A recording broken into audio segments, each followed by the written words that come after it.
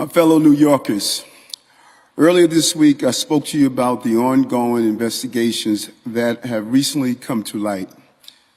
I was as surprised as you to learn of these inquiries, and I take them extremely seriously. I spent more than 20 years in law enforcement, and so every member of the administration knows my expectations that we must follow the law. I also made clear that our administration will remain focused on delivering for the people of our great city, and we continue to do that. A short time ago, I accepted the resignation of the NYPD Commissioner, Edward Kaban. He concluded that this is the best decision at this time. I respect his decision, and I wish him well.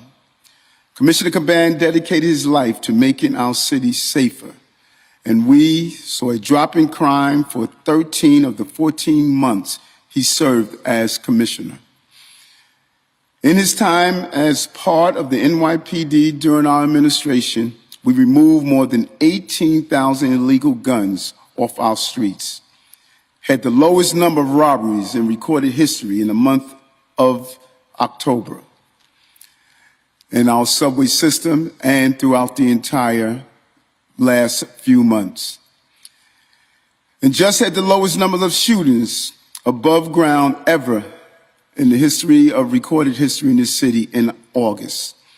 To ensure crime keeps going down in our city today, I'm taking immediate action in appointing Tom Donlin as interim police commissioner. Tom is an experienced law enforcement professional who has worked at the local, state, federal, and international levels. He served as New York's director of the Office of Homeland Security, ran the FBI's National Threat Center and the FBI NYPD Joint Terrorist Task Force, and worked as the cold case agent investigating the 1993 Twin Towers bombing, as well as the attacks in U.S. embassies in Africa and the USS Cole in Yemen by Al-Qaeda. He is also a Bronx native. Tom joins a team at One Police Plaza that is relentlessly dedicated to public safety and protecting New Yorkers. That is why New York is the safest big city in the world and why it will continue to be.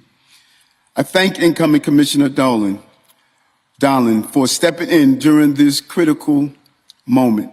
As always, the men and women of the NYPD have my gratitude for their dedication and professionalism.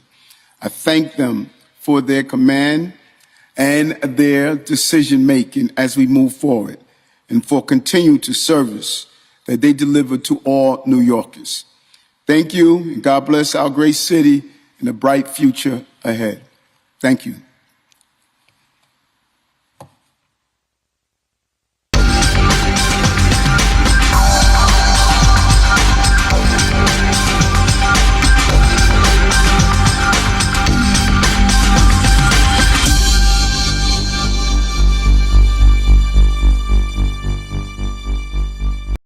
I'm Sal Greco, and you're listening and watching The Sal Greco Show.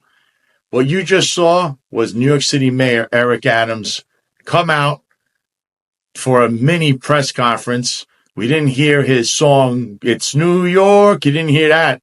But he came out and he accepted the resignation and announced the resignation of the former NYPD Police Commissioner and now national disgrace, Eddie Kaban, from being in the New York City Police Department and commanding the largest police department in the world. This was long overdue, but I did predict that it was going to be during this week. But there's more to come, because this is a sprawling, not only investigation, but a corruption probe that is just all over the place. It's just unbelievable, the details that we're hearing. So I'd like to read an article and show you the article on the screen here. This is from the Daily News. New records shed light on Adams advisor Tim Pearson's involvement with the NYPD. This is by the Batman and Robin of New York City beat reporters, Chris Sommerfeld and Graham Raymond.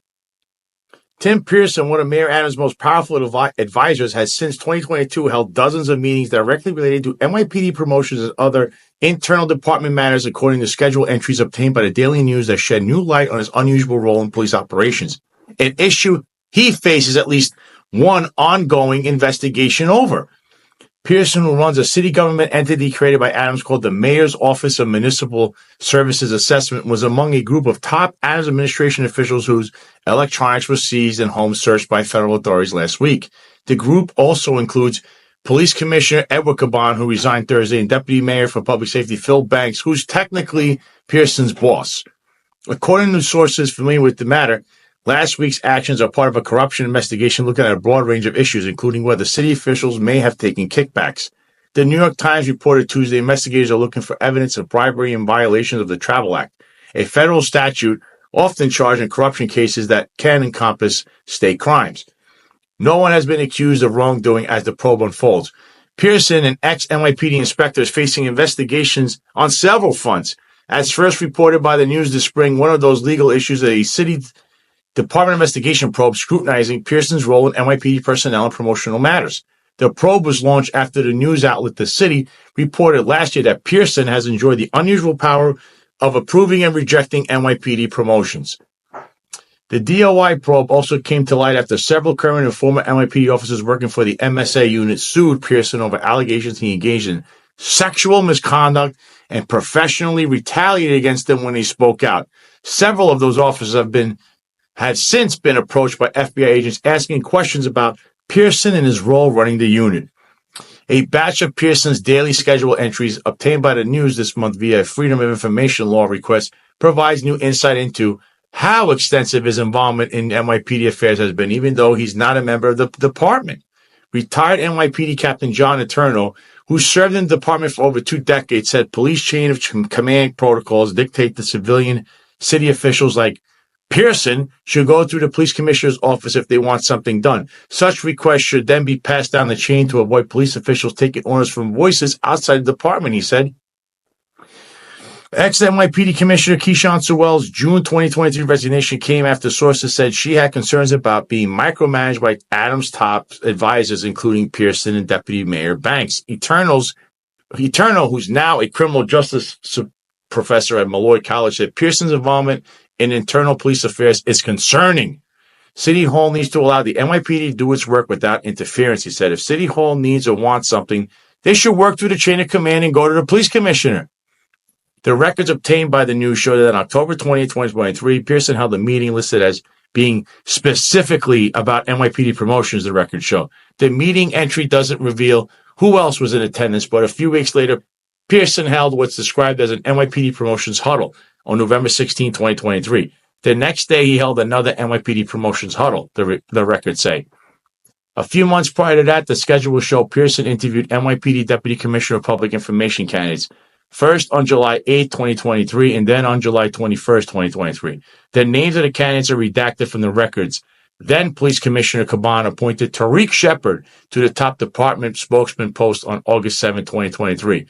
The records, which date from May 31st, 2022 through this past July 25th, also show Pearson has since early on in the administration regularly included on his daily schedule an entry that simply reads meeting with NYPD. The meeting with NYPD entries do not list attendance, but in some instances, it's appeared on the schedule over that period as often as 3 or 4 times a month.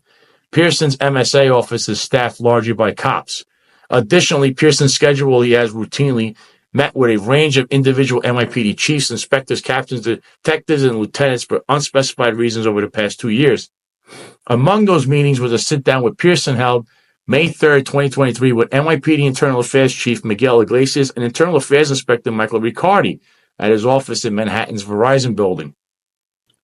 The meeting with Iglesias and Riccardi came a few weeks after the 4 cops now suing Pearson departed the MSA unit in protest of his leadership in alleged sexual misconduct. One of the cops, NYPD Chief Meteldius Marmara, I hope I didn't butcher that name, has named Iglesias and Riccardi as Pearson's co-defendants, alleging they helped Pearson retaliate against them after he spoke out by, among other things, subjecting them to improper internal affairs probes. John Scola, a lawyer representing the cops suing Pearson, said the May 2023 meeting with the two internal affair cops rubbed him the wrong way. The timing of the meeting suggests it was the start of retaliation against my client, Scola told the news. A mayoral spokeswoman declined to comment, citing ongoing investigations. Pearson didn't respond to messages this week, and neither did the NYPD press office or the department investigation. Pearson is on paper an employee of the city's quasi-private economic development corporation, which has no role in public safety, but Adams has confirmed Pearson's portfolio includes everything from brokering contracts for migrant services to advising him on public safety. The murky MSA unit he runs, the 2023 formation of which Adams never announced publicly, is supposed to audit municipal services. What else can I say about Timmy Pearson? How is this guy still working for the Eric Adams administration? How are you justifying in this administration that Timmy Pearson should still be employed? He has a world of mishigas going on around him. He's involved in Department of investigations. He's involved in multiple lawsuits, with another one coming, apparently, from when he choked out a security guard at a migrant shelter. He's in the lawsuit referencing from the migrant shelters, "Where's my crumbs?" That's what he's reportedly said. I don't know what that's supposed to mean, but I think I have a good idea, especially with everything going on. And then the feds showed up to his house, took his phones, and searched the whole place. This is just outrageous. This guy is probably the single worst guy Eric Adams could have ever appointed to any position.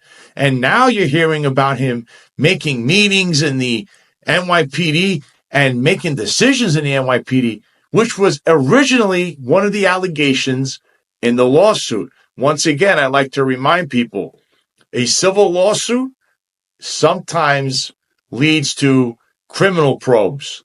Just so you understand, a federal civil lawsuit, the federal government reads that. I'm talking about FBI, the U.S. attorney. They can read those. And from there, it makes the job real easy if they want to open any criminal probes. And it looks like that's what was one of the inquiries into Timothy Pearson. In my opinion, this man is a thug. He's a menace. I don't know why the city taxpayers are still paying for his salary, his sexual assault lawsuits or sexual harassment lawsuits of misconduct, that the city should not be paying for this. This guy's a menace. And if there's anyone that could be next to end up just like Eddie Kaban, it might be Timmy Pearson. We'll wait and see. But while we're waiting and seeing, I'd like to read and show you this article from the city that talks about the entire Eric Adams world and the friends of Eric Adams. Here's an article from thecity.nyc, Adams Family Values, a guide to the kin and friends New York City's mayor relies on. The two sets of brothers under federal law enforcement scrutiny are part of a network with roots in NYPD fraternal organizations and Eric Adams' own relatives. This article is written by Rachel Holliday Smith and the Dean of Journalism, Greg Smith. For Mayor Eric Adams is all in a family or in a tight-knit group of chosen family and friends that dates back decades. The FBI's highly unusual raids on the homes of many of those in Adams' inner circle highlight just how many family ties exist at the upper reaches of city government, particularly with NYPD links. Caught up in a federal probe, the three Banks family brothers, David, the school's chancellor, Philip, deputy mayor, and Terrence, whose father was one of Adams' lieutenants when he served as an NYPD captain. Then is the Kaban family, including Police Commissioner Edward, who resigned Thursday, and his identical twin brother, James. Their father goes way back with Adams, when in the 1990s they both ran allied fraternal groups for Hispanic and Black NYPD officers. Here's what to know about the familial circles around the mayor and how some relate to the ongoing federal investigations. The Banks brothers. Last week, the FBI searched the homes of and seized electronic devices from three brothers. School's Chancellor David Banks, Deputy Mayor for Public Safety Philip Banks, and Government Relations Consultant Terrence Banks. Their family goes way back with the mayor. Their father, Philip, was one of Adams' NYPD lieutenants when he served as a captain before his retirement in 2006. On Monday, during his weekly press briefing, the mayor described the elder Banks as a mentor, noting that he's known the Banks family for years. Philip and David were two of Adams' first mayoral appointments and sit at the highest level of his administration. The mayor's ties to Philip were so strong that Adams bypassed the fact that Banks had left the top levels of the NYPD after being named as an unindicted co-conspirator in a cop bribery case. The feds allege Banks got a $20,000 gift from a corrupt Brooklyn businessman seeking favors from the police and had $300,000 he didn't report to the IRS and whose source was not explained. The Banks connection extends even further. Sheena Wright, the mayor's first deputy mayor, is also Banks' domestic partner. Her electronic devices were also seized by the FBI last week as part of a probe by Manhattan U.S. Attorney Damian Williams. Both Wright and Philip Banks have sweeping powers within the administration. As first deputy mayor, Wright sits near the top of the ladder, responsible for overseeing most city agencies, including the Budget Office, Public Housing Authority, Social Services, Sanitation, and more. While Banks' role as Deputy Mayor for Public Safety gives him control over the FDNY, Department of Correction, the Probation Department, and the Office of Emergency Management, he's also informally expanded his reach to include the NYPD. Terrence Banks was a long-time MTA subway operations supervisor who was feted by Adams and other elected officials upon his retirement from that job last year, including with special proclamations from Brooklyn Democratic County leader Rodney Bishat and council member Farrell Lewis. He had by then created a government relations firm, the Pearl Alliance, which touted clients on his website that sought business with city government. Terrence Banks is, however, not a registered lobbyist. As the city reported, the firm had tried to lobby his brothers Phil and David to bring a panic button app into the sprawling school system before hiring the Pearl Alliance. On Monday, the mayor said he had not met with Terrence Banks about his clients at City Hall, but did not elaborate. The Kabans. Federal agents also searched the home of now former NYPD Commissioner Kaban and seized his electronic devices as part of a sweep that also took devices from NYPD offices in Manhattan and Queens. His ties to Adams date back decades via his father, Juan Kaban, who served as president of the NYPD Hispanic Society, representing Hispanic officers in the 1990s. At that time, Adams ran 100 Blacks in Law Enforcement Who Care, a fraternal group representing black officers. The two organizations had a lot in common and at times teamed up to criticize the department's lack of effort to recruit minority cops. Juan Kaban has 5 sons. One of Edward's brother and his identical twin, James, a former sergeant NYPD, also had his home searched last week by the FBI. James was drummed out of the department, and after he was charged with arranging to arrest a cabbie who tried to return a purse his wife had left in the taxi. Kaban claimed the cabbie took $100 from the purse, but that was found to be false, and after a trial in 2000, he was convicted of falsifying business records and official misconduct. Edward Kaban was once an officer supervised by another close pal of Adams, Dwayne Montgomery, then a sergeant in the NYPD. Montgomery recently pled guilty in a conspiracy to steer tens of thousands of dollars in illegal straw donations to the mayor's 2021 campaign. There's no evidence a third Kaban brother, Richard, has been contacted by the FBI, but he has drawn attention in his role as owner of a Bronx night spot, Con Sofrito, that was shut down after ignoring city inspectors' violations over an outdoor space deemed unsafe. Con Sofrito was a favorite of Mayor Adams, who celebrated his birthday there last year. Here's a picture of the infamous self-admitted criminal mob associate Jimmy Rodriguez and his Instagram showing the Kabans. There might be some off-duty cops there associating with some really shady people, but we've discussed that at length. Continuing, the mayor's family and chosen family. Adams has made sure members of his own family have a place in his administration. His brother, Bernard, a former cop, served as a special assistant to the mayor, getting paid $1 a year after the city's ethics board barred the mayor from paying his brother a planned $210,000 salary.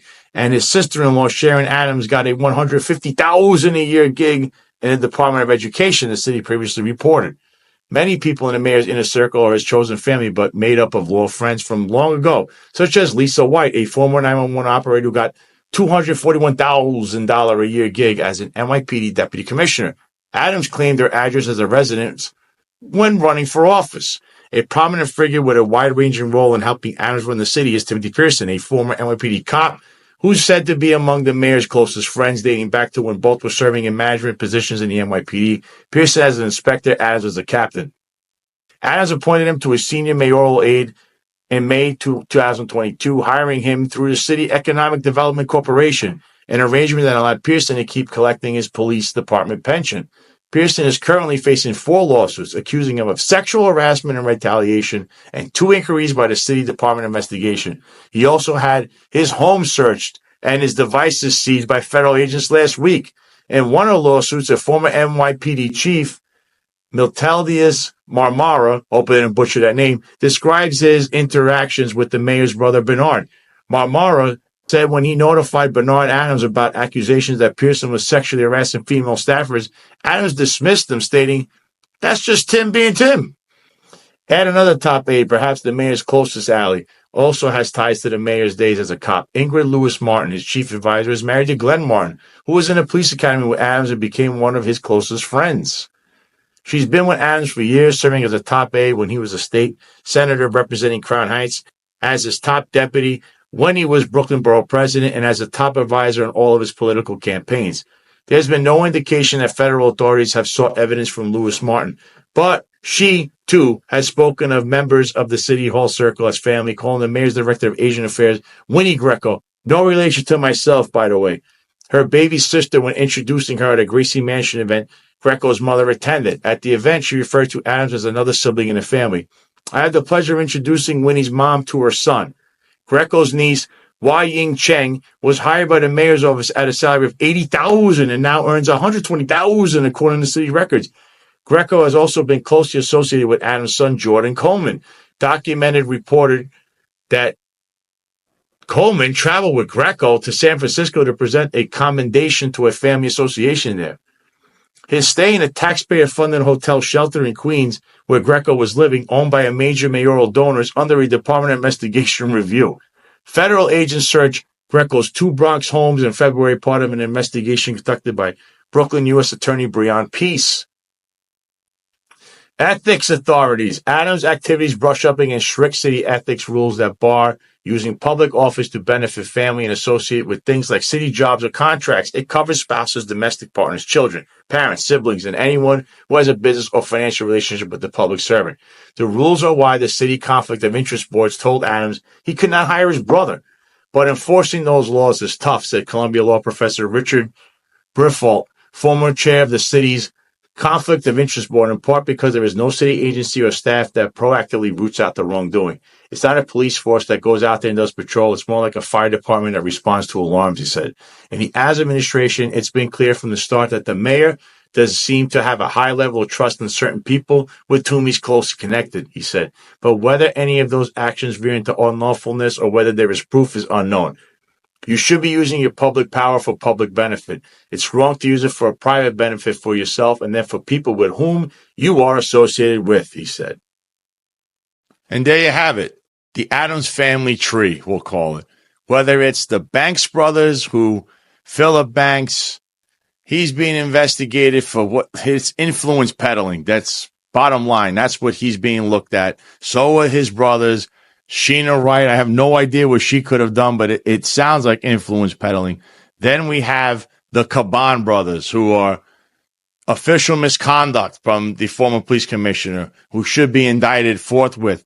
You have James Kaban, who's running around with police security, basically extorting businesses, if that's the allegations. But we're going to actually show you something right after this that's going to actually line that whole part up. We have Richard Kaban, the owner of Con Sofrito, which is now shuttered, but previously it was Acri Cafe. And remember, just in a previous episode, we learned that there was a former business partner, or I don't know what arrangement was, but somebody that was hanging around there and was posting that, they owned it or something. Besides Jimmy Rodriguez, and this guy's name was Delmage, the last name was an Albanian guy, but he got picked up for human trafficking and pled guilty to that federally. And there's a 2021 criminal referral from the NYPD to the Human Trafficking Division from Vice, and we don't know what happened with that. That is something I am circling because that just sticks out. What the hell was going on at this place? Human trafficking. I digress, because the next thing I'm going to show you and then read the article that goes with it will line up all the dots for you in regards to the whole James Kaban is doing, extorting nightclubs. Corruption investigation into City Hall and the NYPD now includes allegations of a shakedown. A Brooklyn bar owner says he was told that his problems with the NYPD would go away if he paid the police commissioner's brother. And he says it was a worker in the mayor's office who tried to help arrange that deal. Chief investigative reporter Jonathan Dientz joins us now with details. Chuck, the bar owner had his permits, his liquor license, and his share of noise complaints. But what he says he needed, a break from tough NYPD enforcement. Seeking help, he says he was introduced to a mayoral staffer and then to the twin brother of the NYPD's top cop. And then he says he was asked for thousands in payments. I felt like it was like I got an ultimatum. Like, it's either you get with this or you're going to get shut down. We're going to make sure you get shut down. Shamel Kelly says it was this man, mayoral staffer Ray Martin, who first told him he could pay the police commissioner's brother to help get better treatment from the NYPD. He just said that he was assistant of Eric Adams, and he know people, and he dropped the Mr. Eddie Kaban name because he's I guess the NYPD commissioner, and I was having problems with the NYPD. Later, Kelly says the police commissioner's brother James Kaban told him he could help with his NYPD problems if he paid him $2,500 up front. The state liquor authority says Kelly's bar was not facing any charges of wrongdoing, but there were dozens of noise complaints to 311 about loud music. Kelly says he felt too many cops from the 6-0 precinct kept showing up, hurting his relatively new business, the Juice and More Bar, along Mermaid Avenue. And he says his pleas for help from the NYPD and local community board were unsuccessful. Kelly said he never expected that Ray Martin from the mayor's office would give him this advice. He went on about how he thinks that I should just close the bar, and if I don't close the bar, there's only one way to get the police to stop doing what they're doing, and that's to speak to one of his friends, which was the James Kaban guy. James Kaban, an ex-cop, is the twin brother of NYPD Commissioner Eddie Kaban. Kelly showed us phone records and text messages from August 2023, where Martin from the mayor's office allegedly encouraged Kelly to contact James Kaban. Hey, Shamel, reminder to call James. Kelly says these phone records and texts show he and the commissioner's brother discussed the issues surrounding his business, a business which was a juice bar by day and licensed to serve alcohol on weekend nights.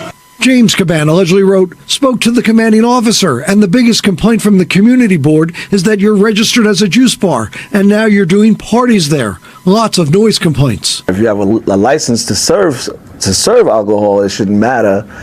And I also explained to him that the community board knew that it was the summertime, so they knew we were going to do Thursday, Friday, Saturday night events. Records suggest Kelly and Kaban also spoke by phone, and that's when Kelly says James Kaban asked him for the initial $2,500. He said that he will mediate my issues with NYPD. He could bring them to me, have a meeting, resolve our issues, is what he specifically said he could do. After he said I had to pay him for it, I felt like it was him trying to extort me. So I just was like, you know what? No, I'm good. I'll just deal with it how I deal with it, and it got worse. Kelly says the Ray Martin and James Kaban connection bothered him. I assumed that you would be like, oh, okay, yeah, let's call a meeting. Let's figure out what this problem is. I'm not expecting for you to be like, oh, you got to pay me some money if you want this problem to go away.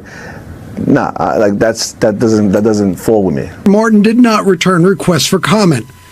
James Kaban's attorneys issued this statement. Mr. Kaban unequivocally denies any wrongdoing. His work as a consultant and acting as a liaison between the department and a private company is perfectly legal, especially given his previous career as an NYPD officer. Our client has fully cooperated with law enforcement, and once their investigation is complete, it will be clear that these claims are unfounded and lack merit. Former NYPD Chief of Department and NBC New York consultant Terry Monahan. Everything we heard from the bar owner, if those allegations are true, it's at minimal unethical and possibly criminal in the way that they were dealing with the bar owner.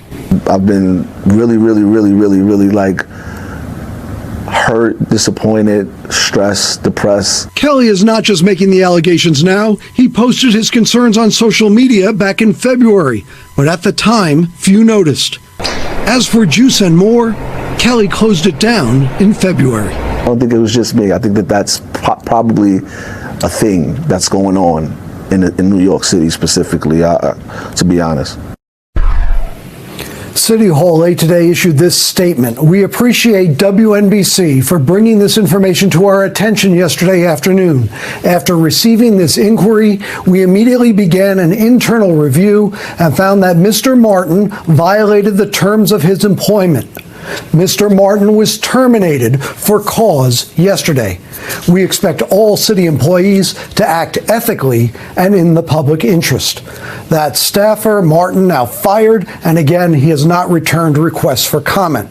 We just spoke with the bar owner again, and he tells us the feds and DOI investigators are with him, interviewing him this afternoon in connection with the ongoing corruption investigations into City Hall and the NYPD. Natalie. Chief investigative reporter Jonathan Dienst on top of this story with all the breaking developments. Getting answers, John, thank you. From the Daily News, New York City City Hall staffer fired in fallout over federal probe linked to James Kaban in television or televised report. There's Ray Martin from Mayor's office.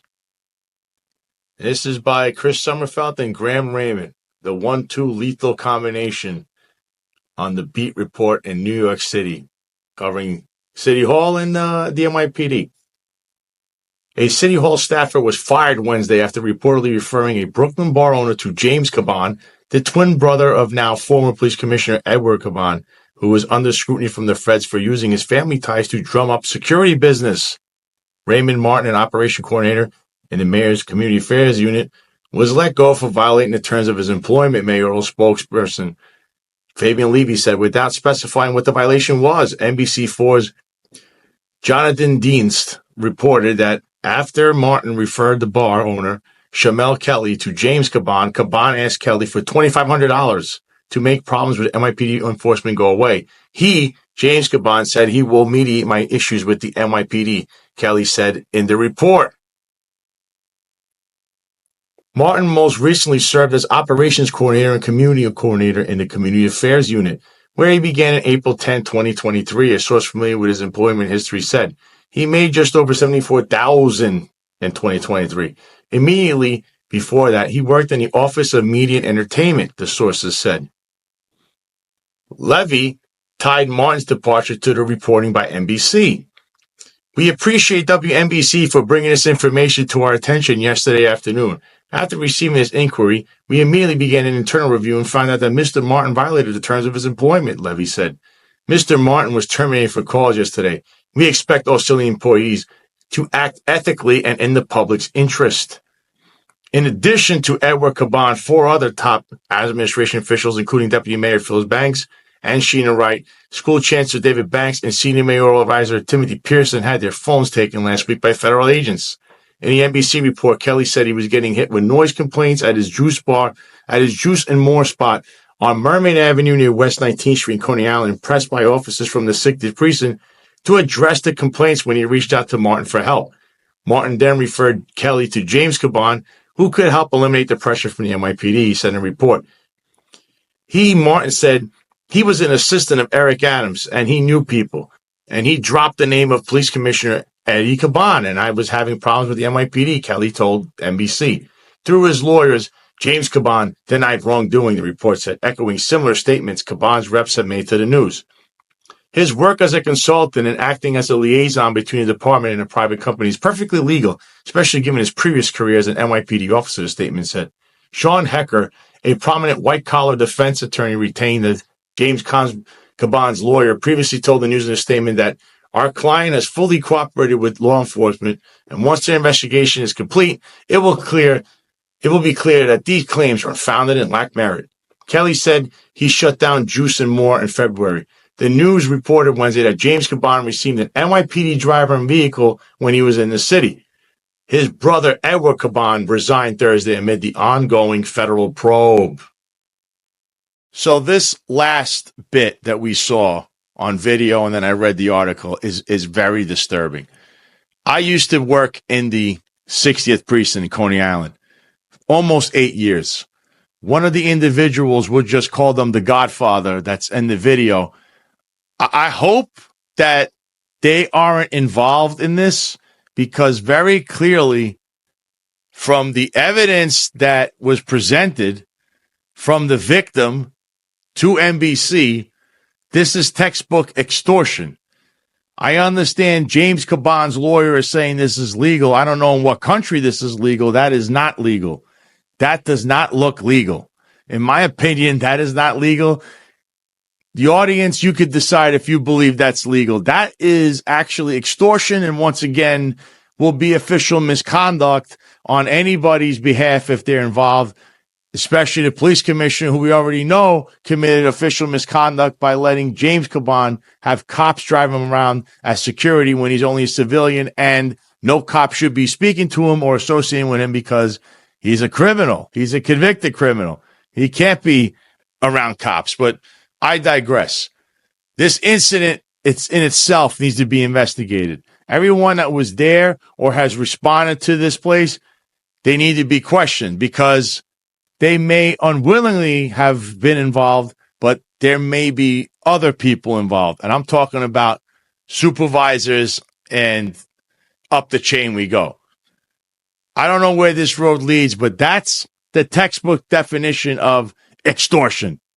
James Kaban should join his brother in getting indicted for that charge, actually.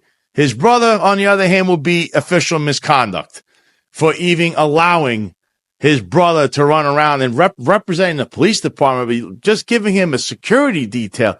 That is unbelievable.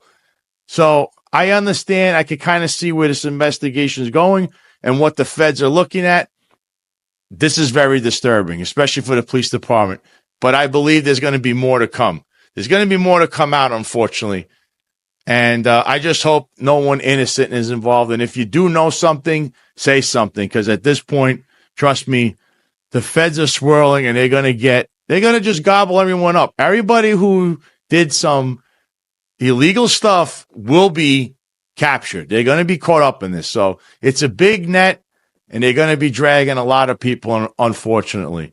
It's a sad, sad day to see this, but looks like Serpico's days, where it was the police officers and the rank and file that were corrupt, has now become the upper echelon being corrupt. Let's see where this road goes. So I'm going to say, if you like what you hear, if you like what you just saw, if you're on YouTube, hit the like, share, subscribe button, hit that notification button so you don't miss anything that the Sal Greco Show provides on YouTube. If you're on Rumble, click that Rumble button, Apple, Google, Spotify, give it a grading, even be critical if you want. Leave comments in the comment section. And now I'm going to play a segment from yesterday when I was on the Retired Unfiltered podcast with John Macari and Eric Dym. And we were discussing the resignation of Eddie Kaban, along with other issues that there's so many that I can't possibly cover it all in one show. But this show may go a little longer than usual, but only because I'm playing this segment because I think it's important. With that being said, guys, have a good weekend. This is nuts. We never know what's going to happen next. Be prepared. It's going to be a rocky road for the New York City Police Department. The corruption is real, and it must be rooted out. Happy Friday the 13th. And at this time, we'd like to bring to the stage our good friend, the star of the Sal Greco Show, the Sal Greco. Sal, welcome to the stage. Guys, it's an honor to be here with you, and I've been listening. Yeah, brother.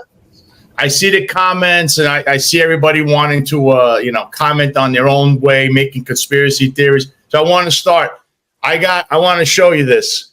I'm wearing Roman Reigns' shirt, the only one. You know why? Because everybody keeps saying I look like the guy. So I figured I'd put this on for the first time ever on any kind of show. But that's the comedy part now. So I hear what you're saying about everything. I'm going to go all the way back. So I'm going to tell you just a little bit about me when I was a cop, all right? Because I have people that I know, and you know who they are. I go on their shows, and they say, Sal Greco has an axe to grind. But you know something? Maybe if you have an axe to grind, doesn't mean that you're not necessarily not being truthful. So I was a cop. When I was a cop, and you guys didn't even know me. I mean, you may have heard of me on the job, but I was a guy who was very active out there. I had a lot of people that didn't like me. A lot of people did. A lot of people didn't like me. The reason they didn't like me, they thought I was boisterous and all this kind of stuff, because it's a dog-eat-dog world. When you're just a guy who's trying to do their job, and everybody either likes that you're active or they think they're jealous. They don't like you for whatever reason. So if I was defending myself or attacking other people on the job, it wasn't anything personal. It's you're standing up for yourself.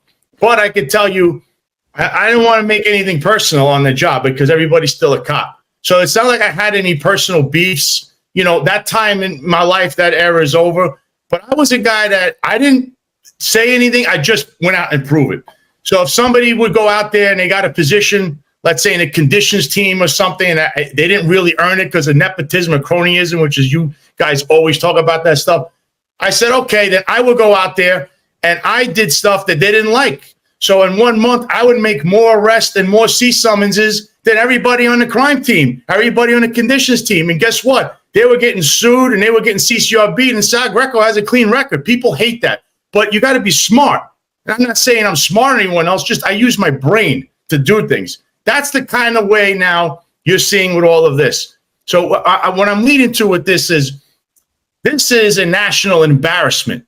I know people want to stick up for this guy with Eddie Kaban and stuff, but no one should be sticking up for him. Those allegations, first of all, I said on my own show, and this was prior to all of this, forget about him just stepping down. He should be perp walked out of One Police Plaza. That security thing, which is not an allegation, is starting to look like you have a bunch of cops that are saying this because that's what the sources have to be. That is official misconduct, which is a felony. It is automatically a felony. He needs to be arrested. He is not a good guy.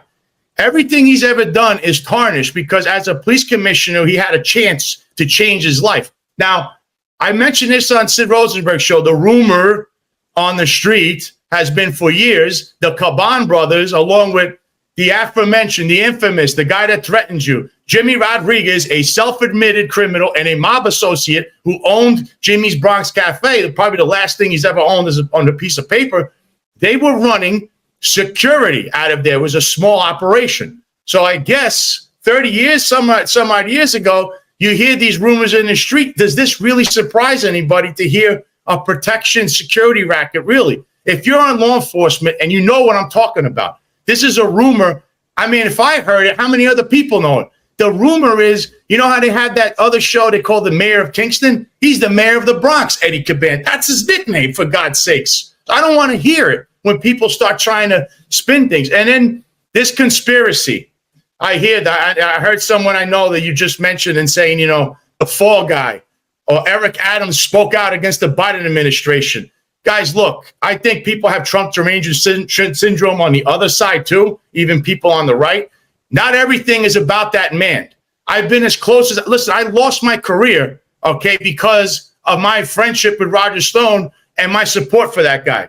But I'm going to tell you this. Not everything, the government, the FBI, not everything is globalism. It's not.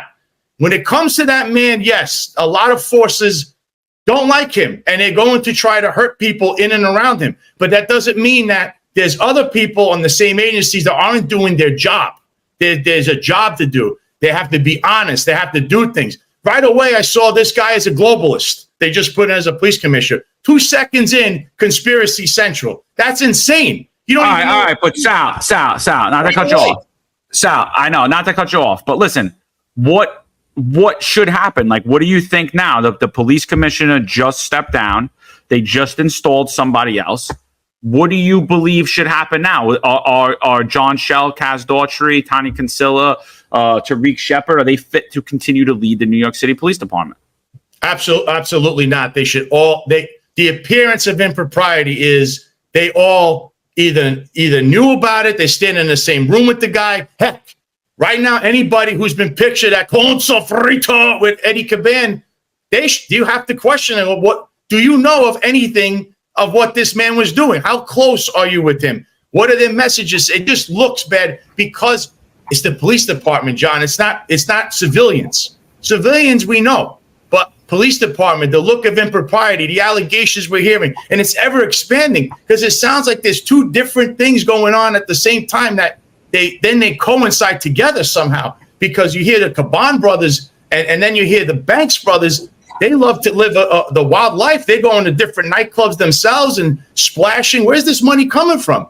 Are you getting paid? Sal, let's talk about what we know, right? Because what we're going to hear is what John and I particularly face in opposition on a daily basis. Well, there's no allegations. I see it. It's ridiculous, too. They'll say there's no allegations yet. And you're saying they should be in handcuffs, right? And what John and I are saying is that right now, there is corruption. There's stuff behind the curtain we don't know, but the corruption with the brother have a security detail. So based on that corruption alone, does that warrant him being in handcuffs? Does that warrant what do you think specifically warrants an overhaul of the upper echelon of the police department? And what allegations or rumors have you heard that may be behind the curtain? So the specific allegation of the official misconduct right now, that one right there, the security detail, where we know you're hearing that the detectives or whoever was driving his brother around, that is official misconduct. That is a crime.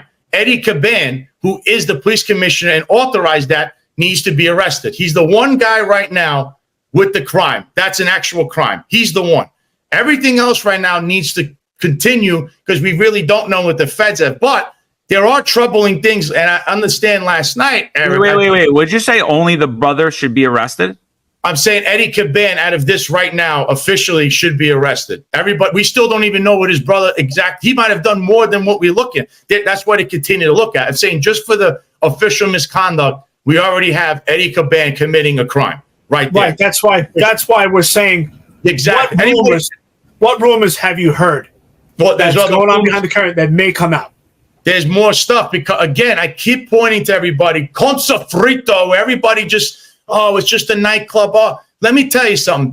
Last night you saw somebody wrote a nice article about things that, that you have to find the paperwork for. But the former owner, or I don't know, a business partner or whatever he is, some Albanian guy with the last name Delmage, he owned it. The place used to be called Acri Cafe. You also then had it switch over to Con Sofrito, where Richard Kaban took it over. But then this Jimmy Rodriguez guy was all over the internet saying it's my place. It's me. But he's nowhere on the paperwork. But we don't know if he got paid, who got paid. That's a whole nother story. But right there, this guy Delmage, who somehow was also posting about the place, but he has no involvement through the paperwork. Richie Kaban's the owner. They got picked up. What did he get picked up for? Do you know what he got picked up for? And he got charged and he pled guilty. And right now it's a sealed, you don't know anything about the case. Human trafficking. What was that document that I showed everybody just this week that nobody wants to talk about because it has my name on it? God forbid we say Sal Greco. And it was a legally obtained document. It was a document that said from 2021, there was an incident inside a Con Sofrito, and it was from the people that were looking at it, from the NYPD, the officials from the human trafficking unit.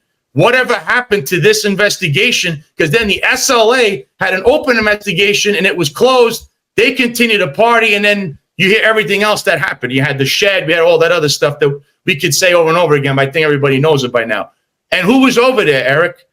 The Attorney General, the district attorney, Darcel Clark, Tish James, Carl Hasty. What the hell was going on there? And you have all these allegations, and now you have a guy who was either around or involved or something with this place who actually got picked up for something that there was a letter for. I'm not trying to say They're guilty of something. I'm just trying to say, if I'm a cop and I'm an investigator, I'm looking at this and I'm going like this, and I'm sure you guys are going to do the same thing, saying something doesn't look right here. But we know that they all gathered here with all these people, including plenty of criminals and felons. You could look at the videos yourself, and you're saying that look alone is horrendous. But they just don't want to talk about it like it never happened. Yeah, but it did. But Sal, so Sergeant Blue brings up Sid Rosenberg, and I think he's joking, by the way. Rosenberg has pledged his allegiance and support for the new PC. Sid states he's a very good friend and that he loves him. I think he's completely joking. But I listened to you on Sid Rosenberg the other day. And Sid Rosenberg goes, nobody's explained what Eddie Kaban needs to step down for. Everyone's only calling for him to step down. And, that's the biggest lie ever. He basically said, you and Curtis Lee were always mumbling that Eddie needs to step down, but nobody could explain to it. And that's the biggest lie ever, because we've said it over and over again, that he's being alleged to have run an extortion and corruption racketeering racket where they're shaking down businesses. That's what we're seeing. And it's not just that one nightclub. It's numerous nightclubs, and it's numerous shady individuals, and it's all of these things. So not to pick on Sid Rosenberg, but that's actually factually incorrect. We've said it on this show over and over again, what the implication is for Ed Kaban. But Eric, what do you think about as far as the upper echelon hanging out with criminals? Is that just because, Ed Kaban did? Or is it, no, they're hanging out with criminals too. They're hanging out at all these bars too. They're implicated in all of this too. Could they turn a blind eye to it? Is it just official misconduct on Ed Kaban? And why is the criminal association not even being spoken about? Like, why was Sal fired for criminally associating with Roger Stone, which is illegal? And then after we pointed it out on this podcast, the NYPD changed the definition of criminal association. They changed it, which is absolutely ridiculous. Why is none of that even why is it acceptable for the upper echelon of the NYPD to hang out with known criminals, in your opinion, Eric? Well, this is the problem where this department misses the mark, and it's so faulty. I say it all the time. Leadership is the most important thing for an organization. They have to set the example. Lead by the example. You can't make policy when you don't follow the policy of yourself. However, these are grown men and women, and I'm sorry, we're not all going to become Nazis, are we? Are you kidding me, John? I leverage and I value things by the way that I view them, and I believe I do it from moral principle, and I know you do as well, and so does Sal. So, John, let's picture right now that the three of us decide we're going out for a beer together. We walk into Concha-Fritos. We don't know anything about it. We walk into Concha-Fritos, and there's known felons there, and we see the police commissioner and other chiefs that are there. Are we staying or are we going? I tell you right now, I'm leaving. So I would never go to that place, especially after you watched this podcast and we told you about it. That's what I'm saying. So, but even not knowing, I'm like, man, I see Fat Joe. I see a bunch of people that are criminals. I'm not staying there. You know what? I'm walking. I'm going, what the hell is going on? What are they doing? Now, I'm not saying I'm going to report it right there and then. But, man, I'm going to have my eye open and say, wait a minute. What the hell is going on here? Could it just be a fluke? One time they had a party and there happened to be no felons there? But when they constantly, you got Sal Greco putting out pictures and they're constantly going there. You go, oh, wait a minute. We got a problem now. And I tell you, I know firsthand, I threw a 1013 party. One of my cops, thank God he's okay. He's free of all cancer.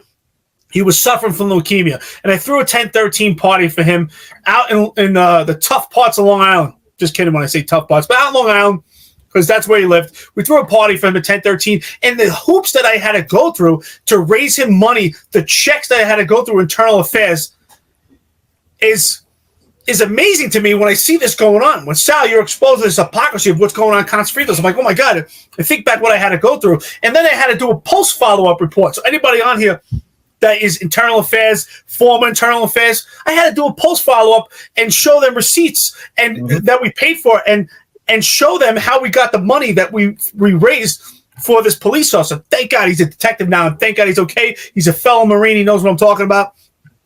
But the hoops that I had to go through. And then you see I didn't know Sal from a hole in the wall. I never knew him on the job. His job is so big. I was working in the Bronx. He was working in Brooklyn. Find out he was terminated for having a friendship with Roger Stone. And I go, wait a minute. I get it. You're not supposed to associate with criminals, but Roger Stone, wasn't he? Whether you think of him, you like him or not, that's your decision.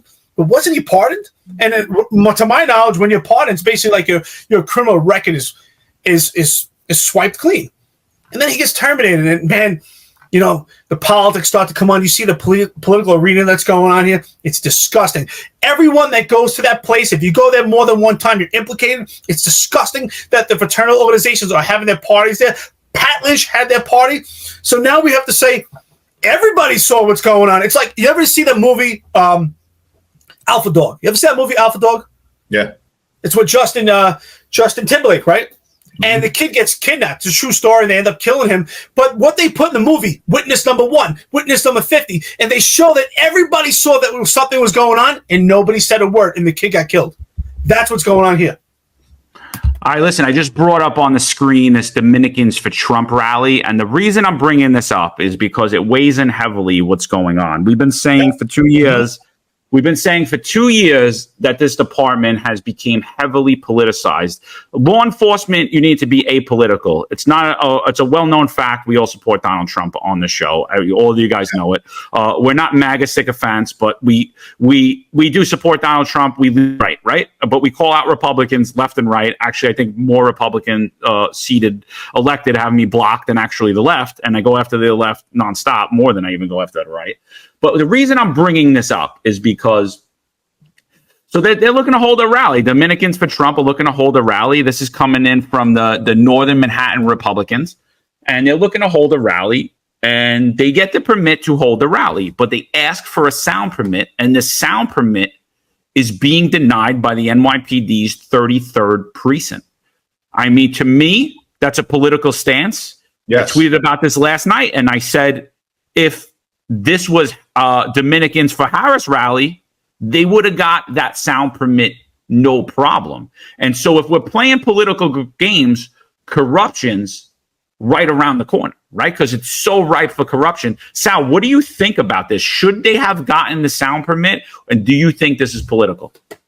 Number one, this is 100% political. Number two, they should definitely get a sound permit because they give them to virtually anyone as long as it's not something that has to do like let's say a white nationalist party or something. So this is ridiculous. But I'm going to point something out here because if it's not the 3-3 CO, I believe this goes through community affairs. The head of community affairs, who should right now be under scrutiny, if not going and resign herself, that's Victoria Perry. And I hope she's listening. Victoria Perry, who had her own incident where she authorized vehicles to go to a funeral that had nothing to do with anything involving the NYPD. It's a misuse of taxpayer funds, and that's also official misconduct, okay? I don't know why she hasn't been brought into the forefront. But besides that, she herself is a con sofrito girl, and we want to know how many times she went up there and what was she doing over there? Because she was there chummy with who else? The guy who's the deputy commissioner of community affairs, Mark Stewart. What was he doing there? What does he know? We know that place, John, and them too, I'm pretty sure, a lot of Trump haters inside that place. So if you want to make things political, there's your angle right there. Why is Victoria Perry not allowing them to have that sound permit? She's the chief and the head of that, and then Mark Stewart above her. And we have all the evidence to prove that she herself is not we'll say the cleanest person on the job. She herself is involved in 2 scandals that I'm telling you right there. And nobody seems to talk about it. And here she is denying this sound permit. And let's be honest, John, not too many people want to say anything, not to make this about myself, but when I was terminated, I mean, you guys did, but there wasn't really much in the media. A couple people, when I got terminated, and I said, this is a big deal because they terminated me over what? Politics. It's because of Donald Trump. And they stayed silent. And now you're seeing that it just repeats itself over and over and over again. And why? This could be a rally for Harris. I bet you they wouldn't do that. You're right, because they really haven't had any resistance. But 100%. 100%. And Sal, if you were hanging out with criminal drug dealer rappers and they had a leftist twinge to them, you wouldn't have got fired. Matter of fact, you wouldn't even have been under investigation. You wouldn't even have had a criminal association charge against you. They would have said, don't do that again, Sal. All right. That's what they would have did to you. Eric, what do you think about this? What do you think about this rally? And before you go, just I made a misstep. Latina Brown just found out that the 33rd precinct also rejected the permit to hold the rally. People, this is a First Amendment right. This is a peaceful First Amendment activity. The police department polices differently. And this is how corruption comes in. We got 9,186 people on here. We're talking about the corruption in New York City. We're going to talk about the resignation of Ed Kaban. We're talking about the numerous corruption scandals around New York City Mayor Eric Adams. But this plays in because we're seeing such a heavily politicized police department that all you need to do is be on one side. And if you're on one side, you're not apolitical, and there's no way you could police impartially. And that in itself is corruption. Eric, what do you think about this? First of all, this is the most ridiculous thing.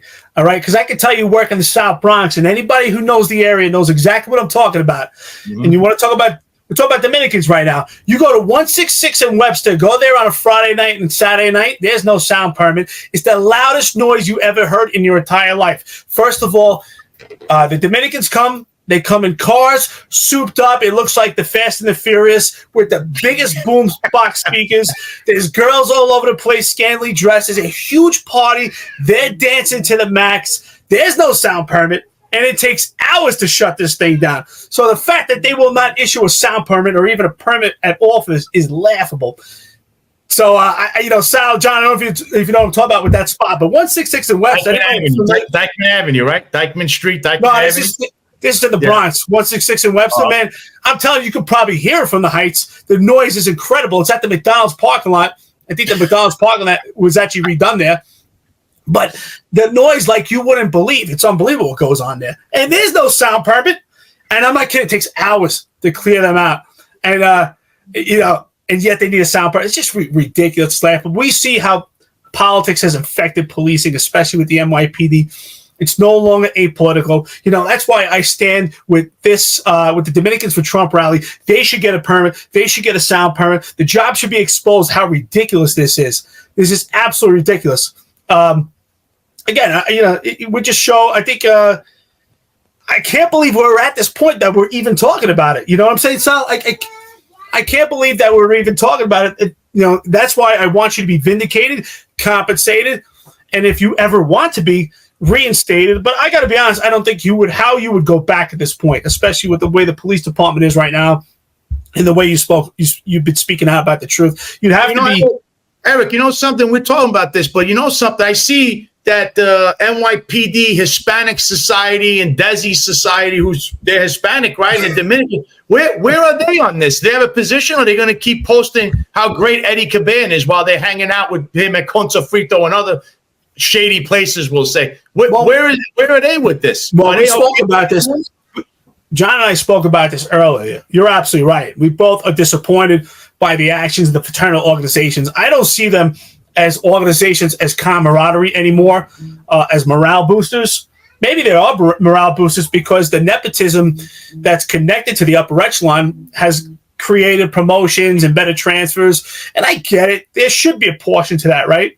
But not to the point where it's so egregious to the point that they're now competing with each other, right? Because the Hispanic Society really has the position and the ear of former police commissioner Ed Kaban to actually have that type of influence. So I've predicted this months ago. I said that other fraternal organizations would now try to compete with the Hispanic organization. I didn't think it would get to this point where everyone's saying man of the year. It really looks desperate. It really cheapens the appearance of these fraternal organizations. I feel bad. If there's anybody on here that's still in a fraternal organization, I hope they speak up and say, listen, we have to do the right thing and honor cops also. Again, I say it again. I think Juan Perez should be man of the year. He was convicted for doing his job. I mean, is this not insane? This is not right. John, have you or Sal, can you think of a cop? I can't think of it. That was awarded man of the year. I'm trying to think. It hasn't come to my mind. Can you think of one? If a guy gets shot or something, they'll give him man of the year. But other than that, I don't really know any time they really have given cops man of the year. You know, you'll get it from community boards. You know, sometimes your state assemblyman, city council person, congressperson will give you an award. You know, the borough will give you cop of the year, cop of the month. Precinct might give you cop of the month. But no, these fraternal organizations, it's disgusting. Sal, what do you think? Ed Kaban's supposed to be the man of the year for all of these different fraternals. What do you think should happen? What's your message to these fraternals? They should definitely rescind that immediately. Hit any kind of award for this guy would be a black stain, like getting a black eye. It's like punching people in the face, admitting that, oh, what a great guy, we're going to give him an award. I don't even think he could actually, by the end, was it October 1st? He may not be allowed to leave his house, if you know what I mean. So that should be rescinded, and they should just say, we supported him up until the fact that we need to see what happens here. Not you keep now. Look, you're free to support who you want, but now you actually know that there was official misconduct. So if you're supporting that, that's criminality. And if you support criminality, what are you really? And we know this. It is what it is. He did provide security for his brother. That is official misconduct. So why is there such an outpour? So you're saying, let's gloss over this one thing because he was such a nice guy to us, and we're going to clap our hands and say, this is great. You know, John, this bothers me with this Dominicans for Trump rally. Where's the Trump campaign on this? Is there any conservatives, anybody from the Trump campaign speaking out about this? Because this is what they need to look at. I know Trump, he's been silent about what happened to me, what happened to us, about a lot of things that happened regarding the police department, but they clearly are no friends of his. And a lot of these upper echelon people are signing on one side, which they shouldn't. It should just be in the middle. If you want to have a rally and you're a Kamala Harris supporter or you're a Trump supporter, we're going to say, okay, as long as it's not some white nationalist thing or some, KKK gathering, that's fine. Why is this being denied? Where are the Republicans? Where are the conservatives, John? Where are they saying this rally? There is no reason to not give them the permit. And you know what? Eric is right, John. And I know this area. Now I'm remembering. I used to get a lot of DWIs on Dyckman Avenue, I think Dyckman Street, because they always come out of the nightclubs there. It's so loud till 2 or 3 in the morning that literally the 33rd precinct and the 3-0 would come by and say, guys, tone it down, because the neighborhood's like, this is insane. So I know what he's talking about. It's even in the Heights where this is going to be. John, what's the excuse? Where is the support? Where are the Trump supporters? But everything's a conspiracy, right? Eric Adams is being, they're going after him because he said to the Biden administration something about migrants. Are you kidding me? Really, man, this is ridiculous. No, it's a joke. And, you know, the other thing I want to say is, where are the big voices in law enforcement, right? Like, where's Bill Bratton at this moment in time? Where's Ray Kelly at this moment in time? I want to hear from a former police commissioner. I want to hear, and I'm not saying I know Rudy Giuliani will speak because he's not afraid to say it, but I want to know what Rudy Giuliani's saying at this moment in time and what he thought the minute this scandal is. Because you could say what you want about Rudy Giuliani. He went through all of these scandals and New York came out better under his reign. He inherited a mess. He took over a mess and he cleaned it up. So I'm really curious to know his take on all of this and what he believes should happen in the New York City Police Department. But the silence from Bill Bratton, again, completely political, it's deafening to me. It is so deafening that this guy keeps himself so relevant that he says nothing about any of this. And again, on this, you're 100% right. Where are the conservatives on this? They're nowhere. I mean, I put out a post about it last night. That post has been viewed thousands and thousands of times. I'm sure people have gotten their eyes on it by now, and no one's saying a word about it. So, and Latina, you're 100% right. Latina says they're not supposed to get involved in politics. 100%. But this is local. This is NYPD 33rd precinct. The captain of that precinct has taken pictures with Alvin Bragg. He denied that sound permit. That sound permit is local. It's given by the precinct. So he denied that sound permit. And that, to me, speaks volumes about how politicized this police department is. Let's not forget that this entire upper echelon was in Puerto Rico at Somos.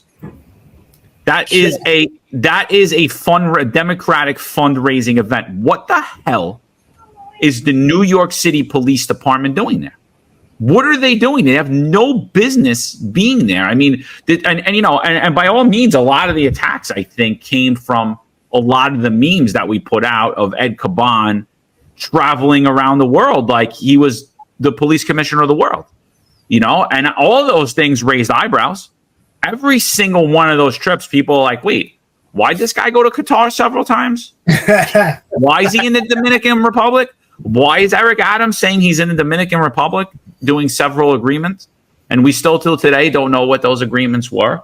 Another rumors came out that a lot of the contracts surrounding the New York City Police Department seem to be questionable, including the drone contracts. Now, I don't know if that's true or not true, but we've had made that allegation prior that there's some shady stuff going on around these contracts, and somebody should take a look at it. Eric, what do you think about what you're seeing from the contracts, the recent contracts that the NYPD has put on, notably the drones, and then another contract where for the first time in history, the NYPD mandated that the NYPD officers get a proprietary pair of pants. For years, clothing would never be proprietary, right? A bulletproof vest, yes, of course. A gun, yes, of course. But never a hat, never gloves, never a shirt, never a pair of pants. And then out of nowhere, NYPD officers were met with, you have to buy this $80 pair of 511, who's the manufacturer of pants. And it's rumored that a former NYPD guy is the sales rep for the East Coast. To me, that raised my eyebrows. I think it's totally illegal, and I think that should have had to went through a bid process for them to have to even bring that up. Eric, what do you think about these contracts? Is this something that you would be shocked about if you heard there was corruption?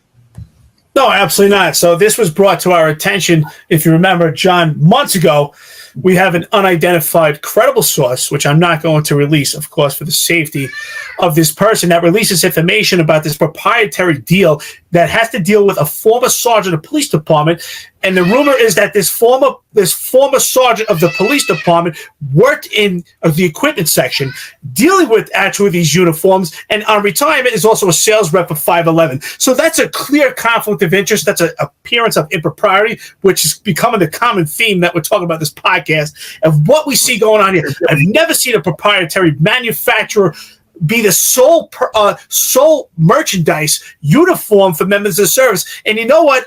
I want to see at this point, and I don't know if we've heard it, but where are the business owners of these police equipment merchandise locations throughout the city, where they should be jumping up and down and say, wait a minute, I got thousands of pants that are not 511. They're different companies, cargo pants, which to me, if you have a business, anybody who has a business here knows that if you have merchandise that has not been sold yet, it's called money on a shelf. So they have money sitting on a shelf, and they might as well take those cargo pants and throw them on the garbage.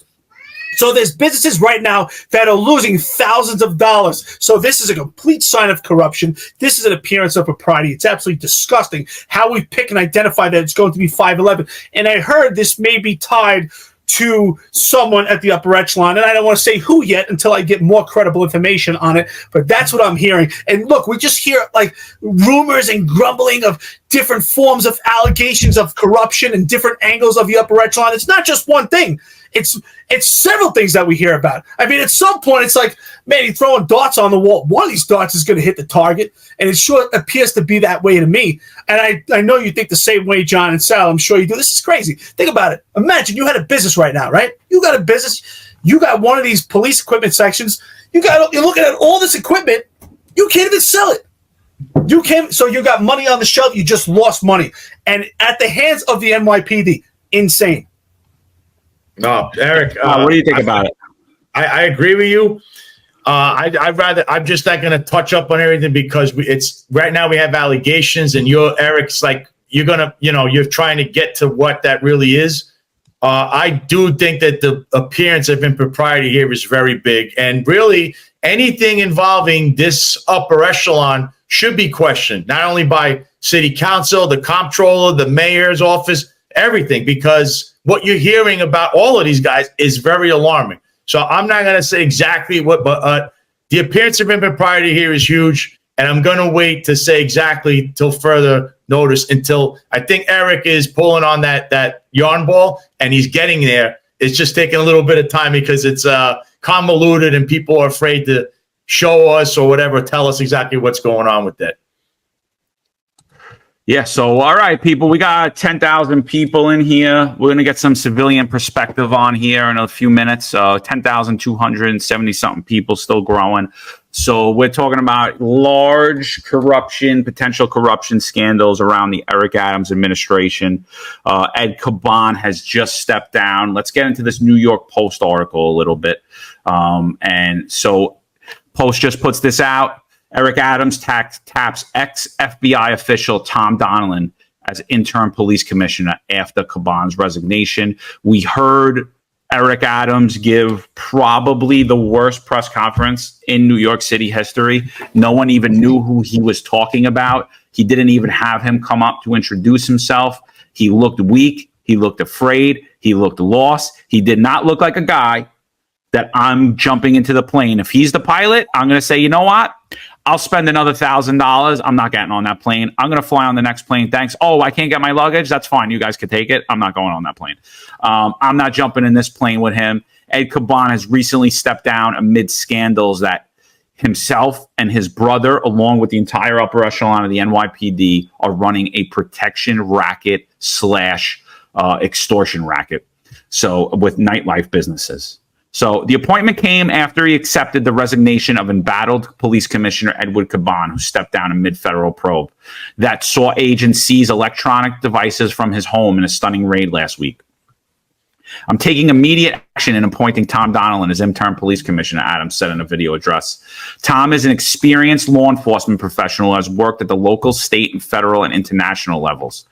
Donilon, a Bronx native, served as New York Director's Office of Homeland Security, ran the FBI's National Security Threat Assessment Center and the FBI Joint Terrorism Task Force. He also works as a cold case agent investigating the 1993 Twin Towers bombing, as well as attacks on U.S. embassies in Africa and the USS Cole in Yemen by Al-Qaeda. After stints at Credit Suisse, BlackRock, Donilon founded Global Security Resolutions, a New York City-based company that provides security protection investigation work. Donilon's time with New York City Office of Homeland Security during his 2000 brought him in contact with Adams, who then served the state's Homeland Security Committee. I am honored and humbled to be named as the new interim commissioner of the New York City Police Department, the greatest law enforcement agency in the world.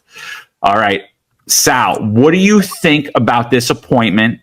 Do you think that Eric Adams should have appointed somebody internally, or do you agree with this outside appointment? I believe the rumor was he really wanted to put in Kinsella, who's part of his little crew, who's been overseas with him when he went, I believe, down south, and she escorted him, and we don't know why, because he has his own security detail. He doesn't need the first deputy commissioner with him. So, but the appearance here is, if you're going to go with what he's doing, he thinks that this person, if you're going to go with Adams, is the one that picked him, which, that's also, we don't know. I'm just going on what we're reading here. So if Adams put this person in, what he's trying to do is stop the bleeding, and this guy would give him some intel inside the NYPD and then to the feds, because obviously he's a former Fed. He thinks he's got some kind of like someone that could stop that bleeding per se. Also, I don't know if you've read this other article, which I actually said on my own show, in regards to how they're having a chief enforcement agent, which is NYPD supervisors, like inspectors, going to other agencies like the Parks Department, and they're actually going to be running their enforcement. So this is something that he's trying to expand into other agencies. He wants people to be his eyes and ears and impose his agenda on these other agencies where he's not really friendly with Parks Department or the health and hospitals and all those other agencies. So if he doesn't know this guy, he at least can say, I appointed somebody who can kind of stop the bleeding. He's a federal guy. He's an outside pick.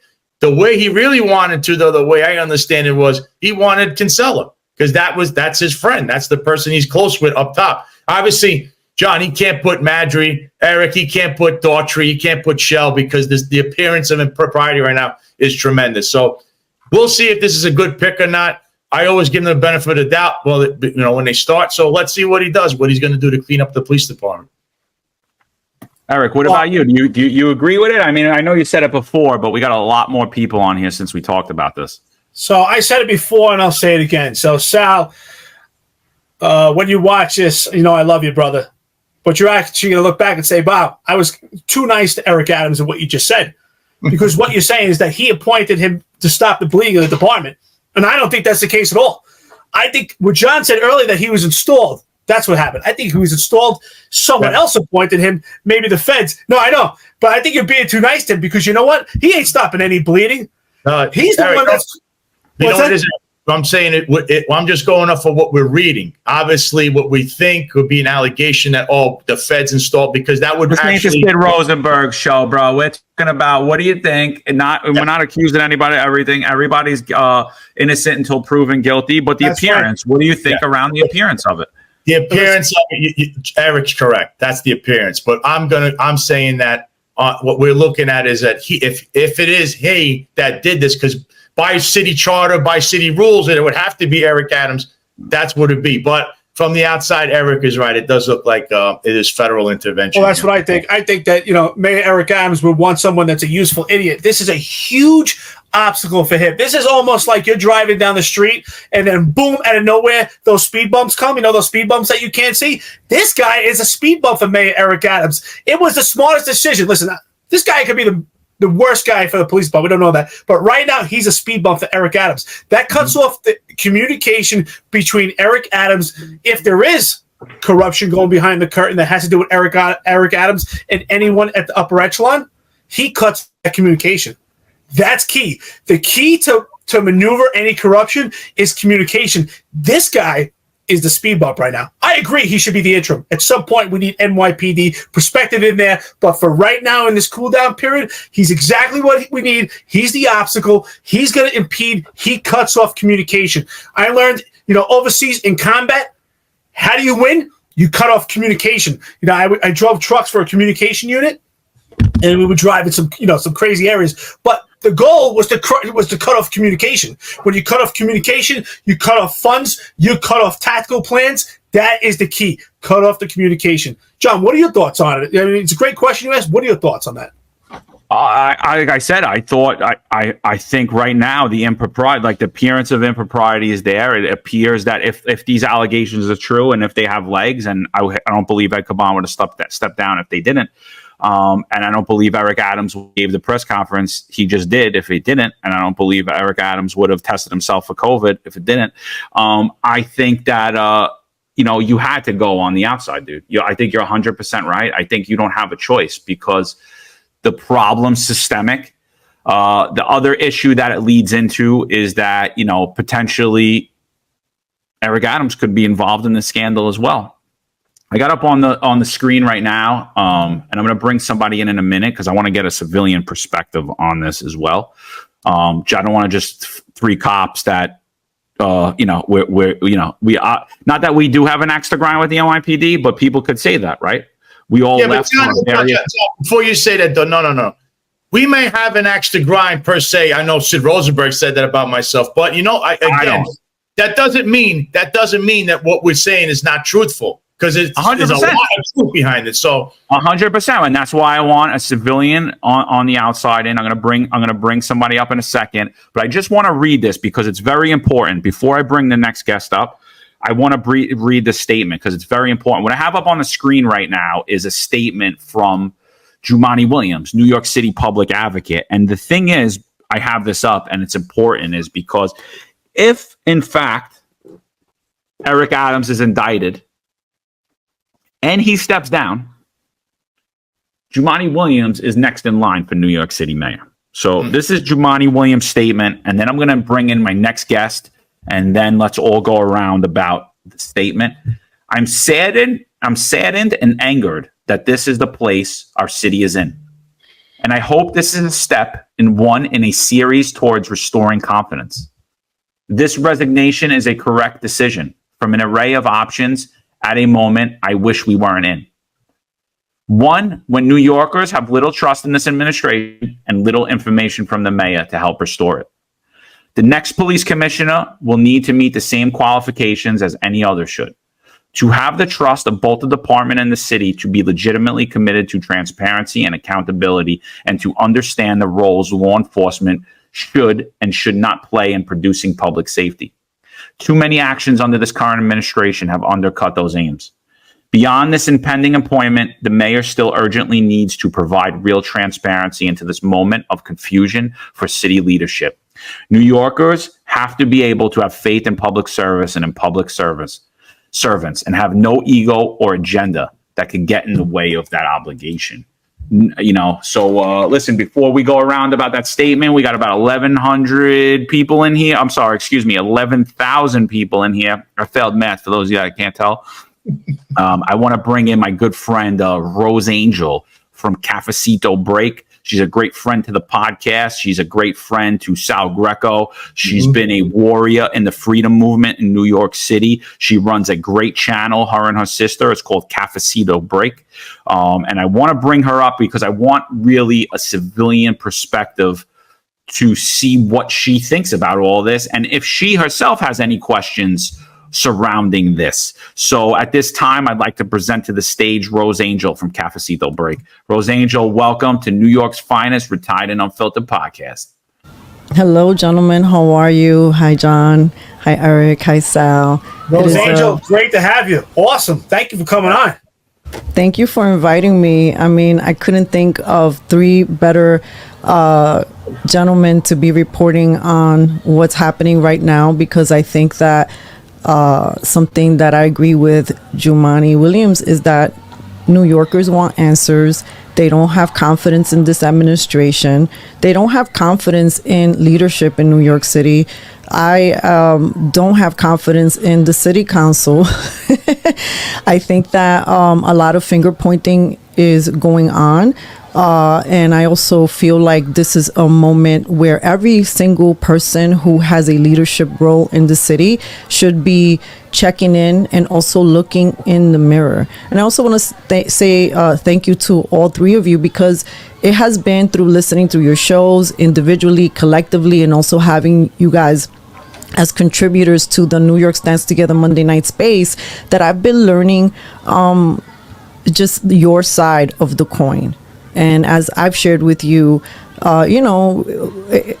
in before 2020, I never thought that I'd have a friendship with NYPD or people who served as the NYPD. I think that I have to admit that I did fall for a lot of the brainwashing and a lot of the race baiting and police hating. And you forget that there are human beings in a uniform, and that all sorts of corruption happen in all sorts of people who wear uniforms and suits and what have you. You know, Rose Angel, I want to tell you, that just shows the moral character that you have. That's why I believe we all get along so great. Check out Cafecito Break. She has an awesome, let me tell you something. I tell John all the time, I love your X Space. You know, it's right to the point. It's 2 hours. It's not too much time. We cover a lot of information at a time, and you're always willing to hear other opinions. And that's what I love so much about you, is that you're always willing to listen to other opinions and get new perspective, and you're always willing to say, like, I didn't see it that way before, and I changed my position. And that's what this is about. We talk about community engagement with the police department and the community. This is real community engagement right now. This podcast with our friends and our listeners on the podcast, even with the trolls that have complete opposition, this is real engagement. We're having real conversations, not just conversations that are at the surface. And you're right, the brainwashing, the propaganda that goes on to infect the civilians' idea of what the police are, and also infect some of the police to believe what the civilians are. Again, I was talking to Mighty Fuzz from Mighty Fuzz podcast. We had this conversation. I said, what's amazing? When I worked in the South Bronx, I can tell you right now, 90%, maybe more, are actually awesome people. But that wasn't my world. My world was this small little percentage. My scope was small, and I only dealt with the violent perpetrators. So I didn't get to enjoy the fruits of any neighborhood, especially South Bronx where I worked. So thank you so much for giving that perspective. It's awesome having you here. And I just want to ask you this question. So time, do you believe, because this is what we've been saying, do you believe that if there is corruption or just the appearance of impropriety where we are right now, does it create distrust for the community towards the police who are the boots on the ground? Are they infected by the leader? In your opinion, does it affect the relationship with the cops on the ground with the community? Oh, absolutely. I mean, first of all, if you are a person who serves as a public servant and you are in public talking about the people who put their lives on the line to protect the city, whether or not you agree with some of the leadership measures, I think that there's always room to finesse many things that we know that have been implemented that haven't been successful, or maybe it hasn't been successful because it's been the wrong type of leadership. So you go from one extreme measure to another extreme measure where there's no real reform in the system, where there's criminals getting in and out, and all of this symbolism and chanting defund the police, and sort of you know, every single time I have so many thoughts, and I'm sorry that I'm going all over the place, but every single time Eric Adams has been criticized, they just laugh at it. You know, he would say something like they're just jealous because there's so much chocolate leading the city. And for me, as a Puerto Rican, you know, when you see somebody rise to leadership, so when you had Kaban rise to that position of leadership, you hope that it's something that is fair, right, and just. So is it right for him to resign because of the optics? Yes, I agree with what I believe it was John you said earlier this week, that, you know, hopefully this is just he, you know, step down, let it be investigated, and if he's free from sin, fault, and just maybe the association and the way optically it looked, then maybe he could be restored, and then you can have a restoration maybe of the system in that way. It is sad to me as a Puerto Rican woman to not also have a tiny question mark, like how come you know our peeps can't make it at the top? How come something always has to be so sloppy, and how come this administration has been just so sloppy overall? There's been a lot of things that we can't look away from, like the no bid contracts, like, you know, how my mom always tell me, you know, tell me who you hang out with and I'll tell you who you are. And you want to know, I got to tell you the truth, Sal.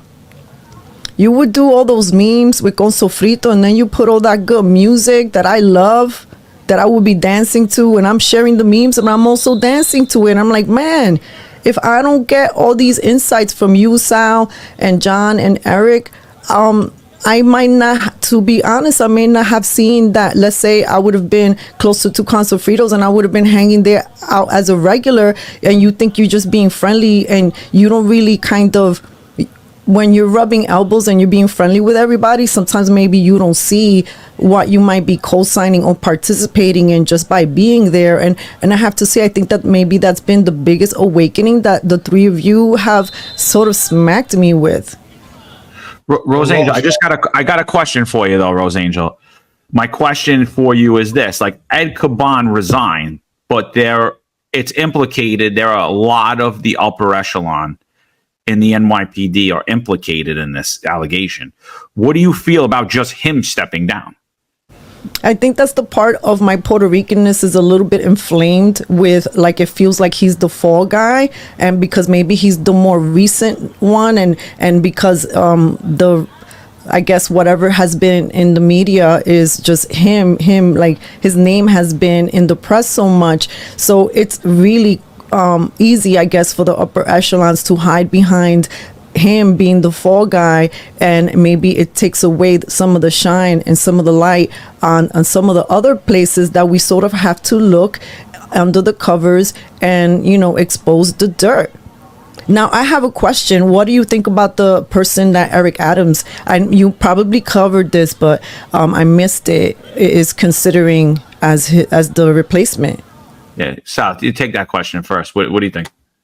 Yeah, but I want to say this before I start, Roseanne. Listen, it's been an honor to be, call you my friend. The stuff you put out is great. Everybody that's watching this right now on Monday nights should flood her space on Mondays. It should have like millions of people. Listen, I'm going to say this one time. Roger Stone's my best friend. Mr. Trump himself. I know you guys are like in that world. Watch his show, but don't forget. You want to know about Trump? Listen to Roger. But if everything else that's going on, follow her on Monday night. Listen in her space. I know all these other guys have their spaces with Trump, but please, Trump does not run your world. Neither does Kamala Harris. You need to expand the horizons out there. So there was one other thing I want to say. You mentioned the Jumaane Williams thing.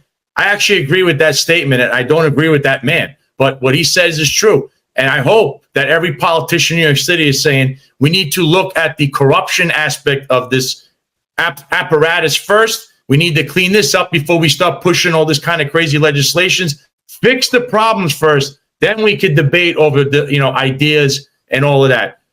Then I'm going to say, what was the thing that Rose? Rose, I did want to ask you one thing personally.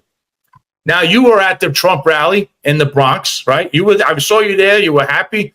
What are your feelings on this Dominican rally, which I believe you would show up to because you do want Trump to be president? How do you feel as a Hispanic that the 33rd precinct denied this permit, doesn't want a peaceful rally to go in that community, which is a Hispanic community? These are Hispanics for Trump, and it seems like they're picking sides.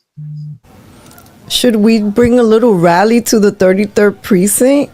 And, with just our little mouths and signs and be silent. But, we all have a lot of friends in social media that could spread the word. And I have to say, when Cafecito Break was forbidden from marching at the Sunset Brooklyn Parade because of our content creating, and they said, quote unquote, we are not a Trump rally, I'm not surprised that this would happen to the Dominican for Trump parade, because it's obvious that in New York City, mostly run by Democratic leadership and Democratic friends, wherever you go, that there's this big flex in every single sort of, I guess, relationship or collaboration, and they do not want people optically to be supporting Trump. They don't want to see all of the people in New York that are disgusted by the Biden administration, that cannot stand Kamala Harris.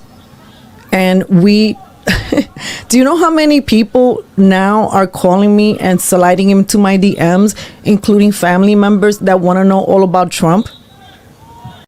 So I would say, mi gente, everybody that's listening, there's a reason why what happened in the Bronx with the rally and President Trump showing up there created such a wave. First of all, it doesn't surprise me because, it's New York. The Bronx has always had a reputation of being tough. And even though I'm from Brooklyn, I have to acknowledge that the Bronx is swinging it and bringing it home. And they did start the fire in terms of waking up. You have people like Reverend Ruben Diaz, who's a lifelong Democrat there in the Bronx, outwardly throwing his support for President Trump because he is boots on the ground, and him, like many of the people like Tino 40 and all the people who are holding it down, they are repping boots on the ground. So what I would say to everyone who's listening in, if you do not like what's happening in New York City, please, let's do the math. It's been run by Democrats, and we the people ultimately have the voice and have the power. So it's just not voting, it's also getting involved. It's also seeing how you can support locally, and let's make some noise and let them rethink, or I guess give us the opportunity to march. I would love to go to that march, and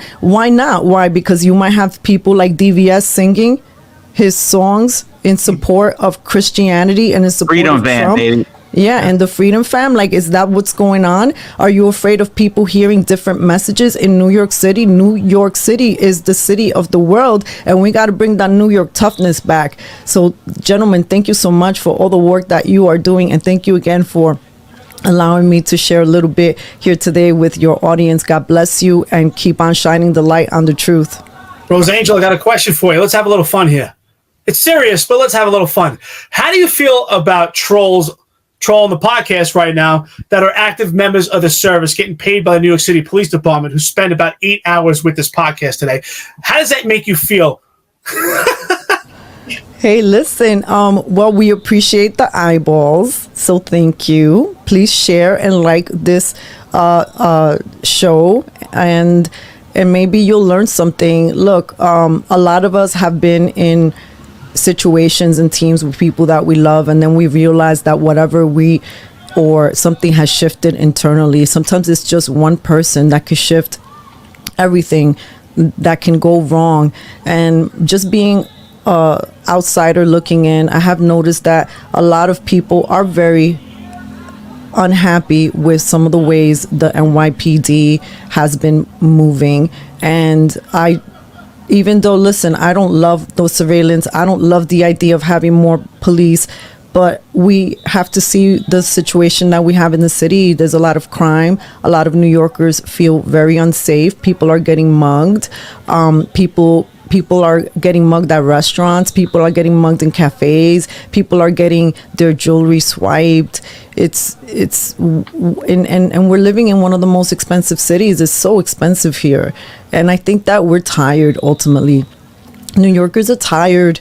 I think that we just need new leadership. We need something that feels fresh. We don't want symbols. I don't care where this comes from. And this is why I really love our space on Mondays. And I want to say shout out to DJ Brenda Black, who's always pointing this out. She's a Republican, but she will create events with Democrats, with other people, because she's walking and talking her talk. If I said that right, I'm a little bit like it's been a long day, but it's good. But that's my point. I think that it's a time for unity, and no matter what party you're at, no matter what skin you might be in, there are good guys and bad guys, and not so great of everything in between. So I think that it's just a time to step up, but also look in the mirror and see what's not working. All right, so listen, I want to reset this a little bit. We got 12,600 people in here, still growing.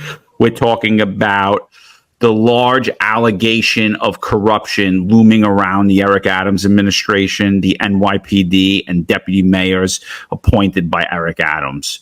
So what a good friend to the podcast, a good friend to myself and Eric, Dan Romania, he had made the comment, hopefully Jumaane Williams isn't the next mayor and Eric Adams doesn't have to step down, because it'll be much worse for New York City and the NYPD. And, I keep hearing it and I keep saying it over and over again. And I'm like, it's such a defeatist attitude that we've had in New York City. Such a defeatist attitude. Now, listen, I'm no fan of Jumaane Williams, but, I've interacted with him a lot.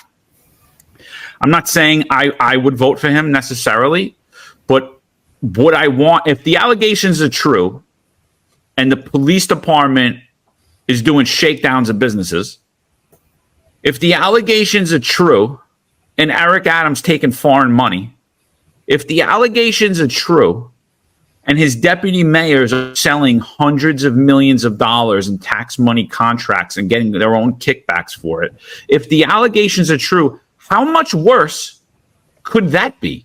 I think we're at the bottom of the pile. Maybe I don't agree with Jumaane Williams, but if he's not if he's not stealing hundreds of millions of dollars, we just ideologically do not agree. I mean, look, me and Rose Angel, we could go back and forth and not agree on things. Me and Eric disagree all the time. I disagree with Sal probably 3 times a day. Like, there's nothing wrong with that. Well, there's 3 times a day with Sal. With me, it's probably about 10. Yeah. Maybe a little more. I don't agree with that. No, I don't agree with that one either. But I love that. And you guys are still friends at the end of the day. Exactly. Absolutely. But how much worse could it get is what I'm saying. So, Eric, could you answer that? Sal, could you answer that? Rose Angel, could you answer that? Could it get worse than if these allegations are true? Do you think Jumaane Williams is going to be worse if he has to step in? Well, I think at this point, nothing could be worse. Absolutely. Unfortunately, to me, that's the ideology of the devil you know is better than the devil you don't know, right? So maybe Eric Adams is right now the devil that we know. But do we really know him? No, because we don't know what he's for or against. But if there's any level of corruption, it has to be cut out. And listen, I'm not a fan of Jumaane Williams. Absolutely not. I'm not a fan of the stuff that he proposes as a public advocate, especially when it comes to How Many Stops Act. But is that a better decision at this point? Absolutely. Again, and hopefully when it comes to election time, we could find the right man to put in that position for the job. But again, a level of corruption is not even in the running that we could discuss. That could be the mayor. That needs to be cut out immediately. I just want to add that also, Cafecito, I know you're going to speak on this. And there's one of our comments from someone called Martine asking for what's your link. So if you could just tell everyone where to find you. You're very inspirational. Yeah, if you could drop it in the comments, Rose Angel. If you could just drop it in the comments. Yeah, that'd be great. Sal, what do you think about that? What do you think about it? Hopefully it's not Jumaane Williams. What do you think about it? If these allegations are true? It can't be any worse than what you have now. I myself am I'm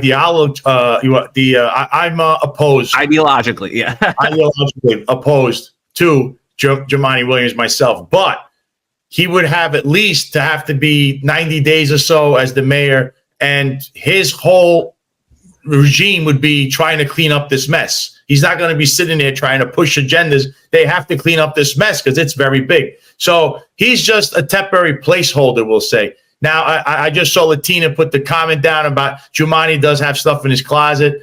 And this is the one thing I disagree with Latina. Andrew Cuomo will not be the mayor because he just went on Capitol Hill and he has a lot of things to answer for. And if he runs, he needs to run on his record of what he did in the hospitals to all the senior citizens in regard to COVID. His chief of staff has already technically implicated a lot of things that could be criminal. So that's what I would run on. It would be a crapshoot where I would hope my guy, Curtis Sliwa, would somehow sneak in to save the city up until whenever the next election is. So I would say I would roll the dice. You can't have a defeatist attitude. Oh, the next guy. That's something that John and Eric, we used to hear on the job a lot. Oh, if he gets in, he's going to be worse than the last CO. He's going to be worse than the last captain. And then the guy would come in and go like, oh, it wasn't that bad. That's what's going to end up happening here. You can't get worse than Eric Adams, whose entire administration, it seems, his whole appointed management is just epically corrupt. If it's not one thing, it's another. You always hear these things. Jumaane Williams is only there temporarily, and he's going to have to try to clean this up. So I don't see the problem with him coming in. It's the corruption that needs to go, no matter who's in charge. That should be their main target. What do you think, Rose? I have my intuitive hesitation with Jumaane Williams just when I think about some of his interviews on mainstream press and where his viewpoints are. Now, his public statement made earlier is encouraging. That doesn't mean that people can't change their minds.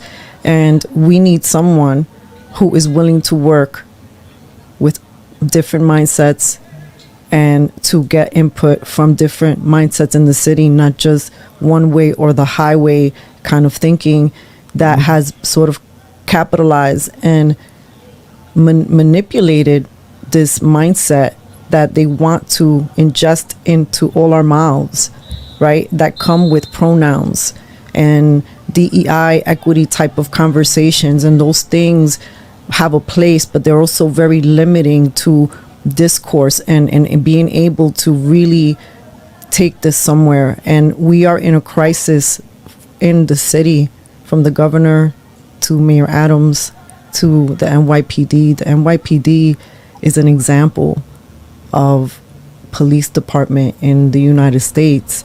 And when we have migrants committing crimes and being violent with the NYPD, that's very bad optics. People that's programming and that's creating cookie cutter situations. And those things really concern me. Ultimately, I'm on the side of the people, of our safety, of us being able to live a safe life and to be able to progress, and for small businesses to be able to progress. We lost a lot of these things, including residents, because of poor management in this city, from Hochul to Adams. And let's not forget de Blasio and some of in Cuomo too.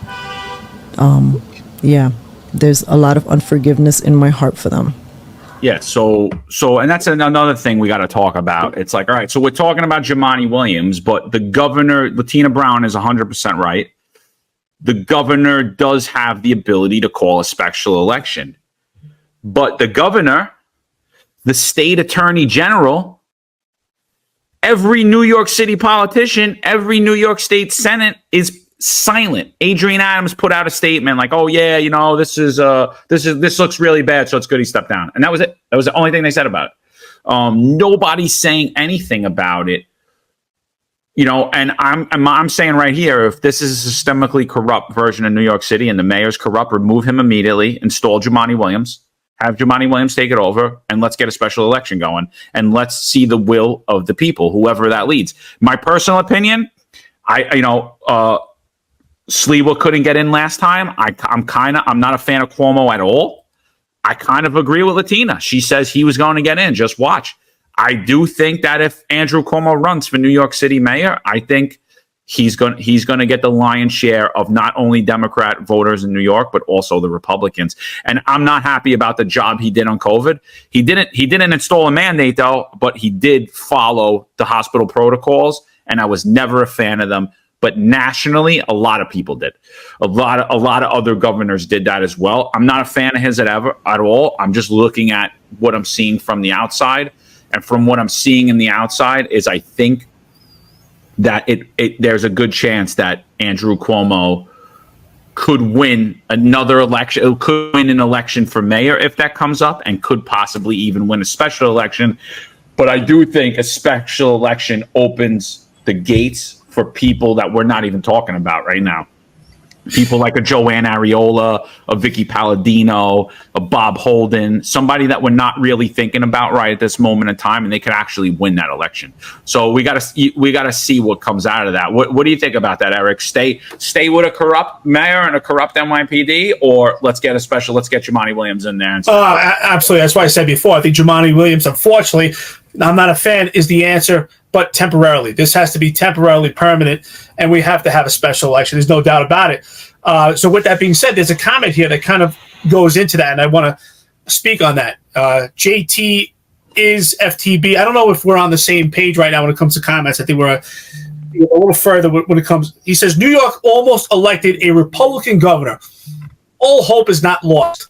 Hold the line. So I'm going to say this, John, and I think you would agree.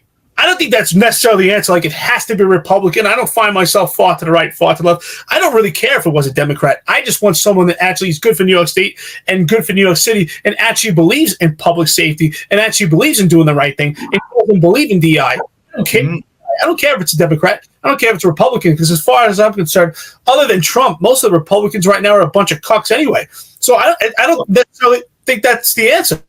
Eric, you're right. I think you're right. You're hitting the right nerve with everything. You know why? I'll tell you why. Another thing about Andrew Cuomo, which will be brought up, if I have to run and campaign for Curtis Sliwa myself as the guy that's brought all this to light, I will. And I will stop Andrew Cuomo.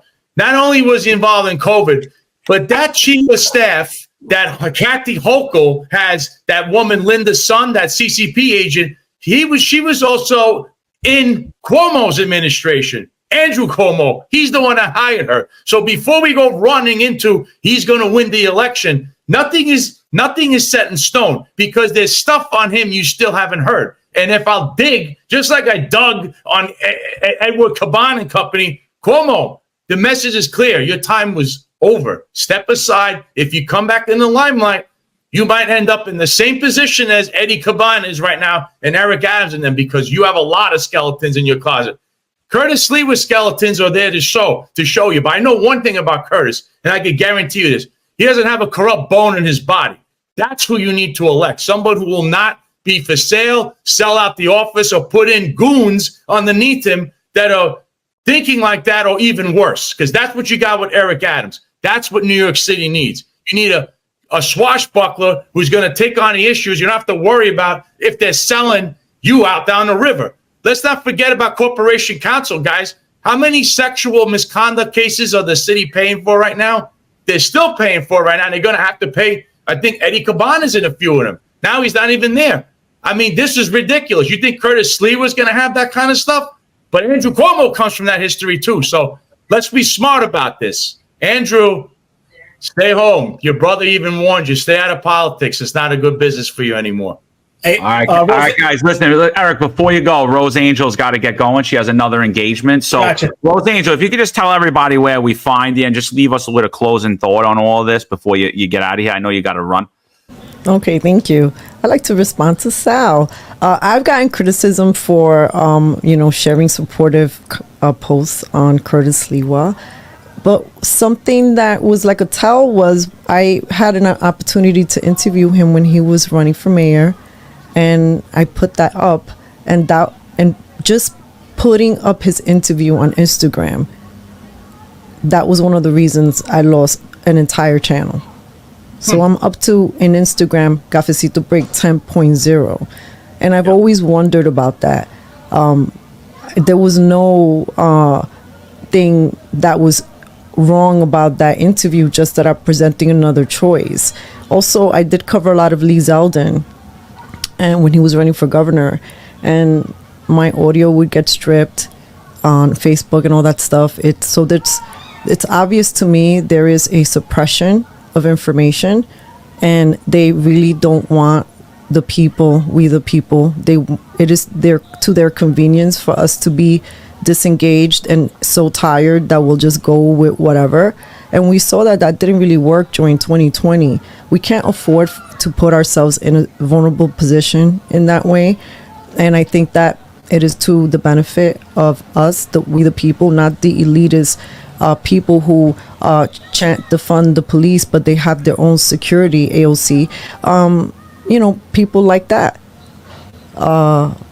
Let's really not just talk, but let's walk ourselves to whatever that means. Some people don't believe in voting, but get involved locally. If you want to support our work, we're boots on the ground. We're up to, like I said, 10 channel takedowns on Instagram alone. And I'm a professional media, so it's not because we're breaking out of control rules. It's because, obviously, like these gentlemen here, they don't want truths or critical thinking analysis to get to the masses, because they know that most people are upset with leadership. And when that catches fire, there's no stopping what's going to manifest. So may the truth continue to be unveiled. And thank you again, gentlemen, for your time. And God bless you. And everyone, please support and follow and contribute to these gentlemen whose life have been turned upside down just for walking with their integrity. And so may truth prevail. And God bless everyone who's listening to this show. God bless. Rose Angel, I can't thank you enough. Outstanding Cafecito Break. Check her out Mondays on X. She does an awesome space. You can find the link. She put the link on the chat. Check her out, Cafecito Break. Rose Angel. She has a sister along with her. They do a great job together. You've been a friend. It's great to meet you. It's great to meet you in this path. And I'm glad that we're really mending community and police, and get to see that police are real people, and that some people have a misconception of what police are. And sometimes, unfortunately, you're right. There are bad police too, and we have to come together. There's good police, bad police, and let's keep building together. We got this network around the country. Thank you so much, Rose Angel. Have an awesome day. Thanks for coming on. All right, so we got a comment in here from your favorite people, Eric. Look who it is, Top Watch Unit Brooklyn. Eric's fanboys of Eric Dym. They love the podcast. Actually, the founder was been on the podcast before. We want to get you back on. We want to talk about all this, because absolutely. Here's the comment that was made. Gee whiz, it's almost like Cop Watch was correct all along. See, what Cop Watch does is they follow the rank and file around, and they post all these videos. And sometimes they post videos and I'm like, what are you showing us? You're showing someone getting arrested because they committed a crime. Like, or they'll show you like a cop that's eating a sandwich. Now, I'm not saying everything. There are things that I agree with them that I'm like, oh, wow, that's bad. That cop should not be a cop or should get arrested. But the majority of what they do is they talk about that the police department is corrupt, but they hone in on the rank and file while ignoring what's going on in the upper echelon. Now, I don't understand I don't know if they don't know about it or they're not aware of it. But, a lot of the stuff they do, we don't agree with it at all. We're in direct opposition of many of their videos. They followed Eric around for years. So I don't think that they were correct all along. Eric, what do you got to say to Cop Watch that's on here? No, absolutely. You're right. Listen, I was the target because I was the first one to arrest Jose LaSalle for something that we thought was kind of serious. He had a two-way radio that was transmitting, and there was a lot of back and forth. And it was really the district attorney's office that had dropped the ball, and that led to his back and forth of being in and out of court on the particular day that he was arrested. And that's the part that he doesn't know. His opposition became towards the police, and ultimately I was the target because I was in charge of the special operations team that apprehended him on that particular day. So on that particular day, he had a transmitting radio. It was a two-way radio, and it was back and forth. The district attorney's office had declared that they were going to prosecute him. And then, of course, they end up declining to prosecute without our knowledge and let him out. And then again, they flip-flop and said, okay, we're going to prosecute. And we had to go back. We found him at a diner after looking at social media, and we got back some of his electronics. And it was nothing personal. This was our job. He felt that he was prosecuted and persecuted for having a transmitting radio. We believe that was dangerous at the time. There was numerous fake 1013s, and there was reason to believe. And unfortunately, he doesn't know this. We had credible sources that said it was him that had the radio, which is why it led to his arrest. That's the part he doesn't understand. So it was nothing personal. I became the target of Cop Watch, but some of the stuff that they film is absolutely ridiculous, right? John, they put out a video recently of myself. We had a large crowd. It was out of control when I was a lieutenant, and I had a girl on the floor, and I was holding her in a position, never deployed any strikes to place her on the rest. We had ran out of cuffs because there was so many people at this crowd. It was a large crowd in a housing parking lot. Really became irate, but what they don't know is this girl jumped on the back of a police officer. I took her down, and I tried to plead with her. She tried to kick me in the groin. I took her down to the ground, held her in a submission move that did not cause any pain to her. No strikes were thrown, and once I got cuffs from another police officer, we placed her in handcuffs. But unfortunately, their target is to the boots on the ground. This is what I've been talking about. Why? The reason why their target is to the boots on the ground, because that is what is tangible. The boots on the ground are tangible. That's why they target. And here's the reason why also, and I think here's the fault on the police department leadership, where I will agree with Cop Watch. In many community meetings, especially these monthly meetings in the precinct, Cop Watch is blocked out of these meetings. And they do not allow Cop Watch there, so they don't have real conversations. Unlike where I became the target of Cop Watch, we allowed Cop Watch to come on our podcast, and we had a real conversation. And look, at the end, we were actually even laughing, right? Do I respect them and love them? Absolutely not, but I show them respect because they're still human beings, and I wanted to know where they came up with this ideology. And that's where we really mend the relationship. And I believe that John and I actually made the street safer and a better relationship with Cop Watch and the police because of that conversation. We need to have more conversations with our opposition. So I believe that Cop Watch targets the boots on the ground because they are tangible, and the leadership does not have real conversations with them. They avoid them.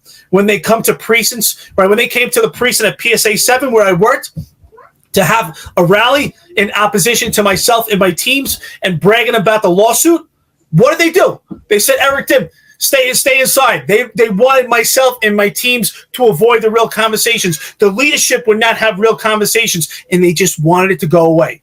And things don't just go away. You have to have real conversations. That's how you show people respect, by treating them as people, by having conversations. Instead, they don't treat them as people, and they make it worse for the rank and file. That's what they do. Fail leadership on every level, epic fail. Again, I don't hate them. I don't take it personal. I don't believe that they were targeting Eric Dym. They were targeting the white guy, the alpha uniform male who's doing plainclothes work, making the arrest, and they don't really understand exactly what goes on, and that's why it takes real conversations. What do you think, Sal? Did Cop Watch call that there was a corruption scandal brewing in the NYPD? I'll tell you this. So I do follow. He follows me too and like I do the same thing you guys do. Some of the stuff I like, some of the things I'm like, oh my God, it's like really bad. Some things I think are stupid that he's even recording. But I have one question for Cop Watch. So you're taking credit for this. Did you ever follow anybody into con sofrito, or were you too afraid to go in there with a camera? Because I think, it would have ended up with you. So you can't take credit for anything because you're not willing to go the whole 9 yards. You have restrictions, and you're trying to be cute, and you want to tape the cop from the outside. We all knew about that place and what goes on there and what could be going on there. And you have the guts to walk in there with your camera or do any kind of undercover work. So I like to agree to disagree with you, Mr. Cop Watch, because I don't think you had the guts to go do something that many others did. They just didn't videotape it because they didn't want to end up with a black eye. But if you were really going to go all the way, you would have went to that place. So sorry, you might have some videos of certain cops, but you don't have anything about any executive. So sorry about that. You do not have a say in this. Absolutely. John, before you go, can you tell us how many are in the space right now? Because I'm getting an idea here from you. Just Yeah. Well, that's what I'm trying to do. Let me reset the space. I'll read that out. So there's 14,880 people in here, still growing. This is the largest space that we've conducted so far. Still going. So we're going to go. We're talking about the resignation of Edward Kaban and the large amount of corruption scandal allegations that are being made, not only against the New York City Police Department, but against many others in the Eric Adams administration, including Eric Adams himself. The DAT 573 says Eddie Kaban, the first and only Puerto Rican NYPD commissioner, made to fall on his sword. Do you guys think that this scandal ends with Eddie Kaban? Is the question. Sorry, you want me to take it? You go ahead. Sorry. I'm going to say this because no, there's going to be more people that were involved in this, obviously, and there's other executives involved in this. It just doesn't end with him because, as you know, we've seen the people that they hang around. There are other executives hanging out at that nightclub where there's still that human trafficking thing that's just not everyone just wants to look past it. But we already know that one of the shady guys involved over there was picked up for human trafficking. So there's a lead without saying much more, but everybody's like, let's just not look at that. It has nothing to do with it. And I understand what you're trying to say. This doesn't have anything to do with his heritage or his nationality, okay? If it was a white police commissioner doing this, if it was a black police commissioner doing this, the bottom line is it's a police commissioner that did this. It's the human being. Stop interjecting race and gender and all this stuff. It's just the fact that there's a police commissioner involved in a commission of a crime already, which is official misconduct. That's what's going to get him all the time. Doesn't matter where they come from, who they are. It's what they did, the crime. I hate to hear this identity politics with everything. Sorry, it's just ridiculous. He's not the only Puerto Rican that this happened. I'm sorry. It has nothing to do with it. Him being Puerto Rican has nothing to do with this. It doesn't. Because this could have been any police commissioner, any executive. And right now, there's plenty more executives there. And not every one of them is Puerto Rican that was involved in this. So the buck doesn't stop with Eddie Kaban. Trust me. Well, I'll tell you this. Absolutely, the short answer to this is no. Absolutely not. And not just going to implicate Ed Kaban on his own. This is not going to be a solo crusade. The feds, especially 500 Pearl Street, I've been there many times with gun cases. They're not going to spend millions of dollars. They're not going to have a case just to target one corrupt official. Absolutely not. Will they target Ed Kaban? Absolutely. But they're not going to blow out the case. It's not going to open itself, and it's not going to be the curtain's not going to be unveiled until there are more people implicated and they get the entire ring if there is actual corruption. We have to say that, right? And we know the corruption with his brother, but if there's actual other corruption going on, this is all alleged. This is what we believe. This is what we think. And we have every right to do that, right? We're podcasters. We all have opinions. We're not journalists. We have a right to believe that of what we see based on our observations. But at this time, I can tell you now, from my experience, the federal government is not spending thousands of dollars just to get one man, just to take him down. And I hope people could stop talking about race and being Hispanic. It has nothing to do with that. It could be anybody. Of course, it just happens to be the first Hispanic appointee police commissioners involved in this. But again, he's not someone who should have been appointed anyway. He's been shrouded with bad judgment his entire career. There's been other allegations. This was not a good appointment by Mayor Eric Adams. And even despite, if there's no allegations that come out, there's an investigation. Kaban himself was not involved in any corruption other than his brother having a security detail. I still think he's the most insignificant police commissioner, inept, inadequate. The vision, the mission of the police department, the pyramid is all screwed up with leadership, and we still need an outside entity to take over to get the police department back to where it needs to be, the professional police department we know of, and to be the GOAT of policing in the entire world.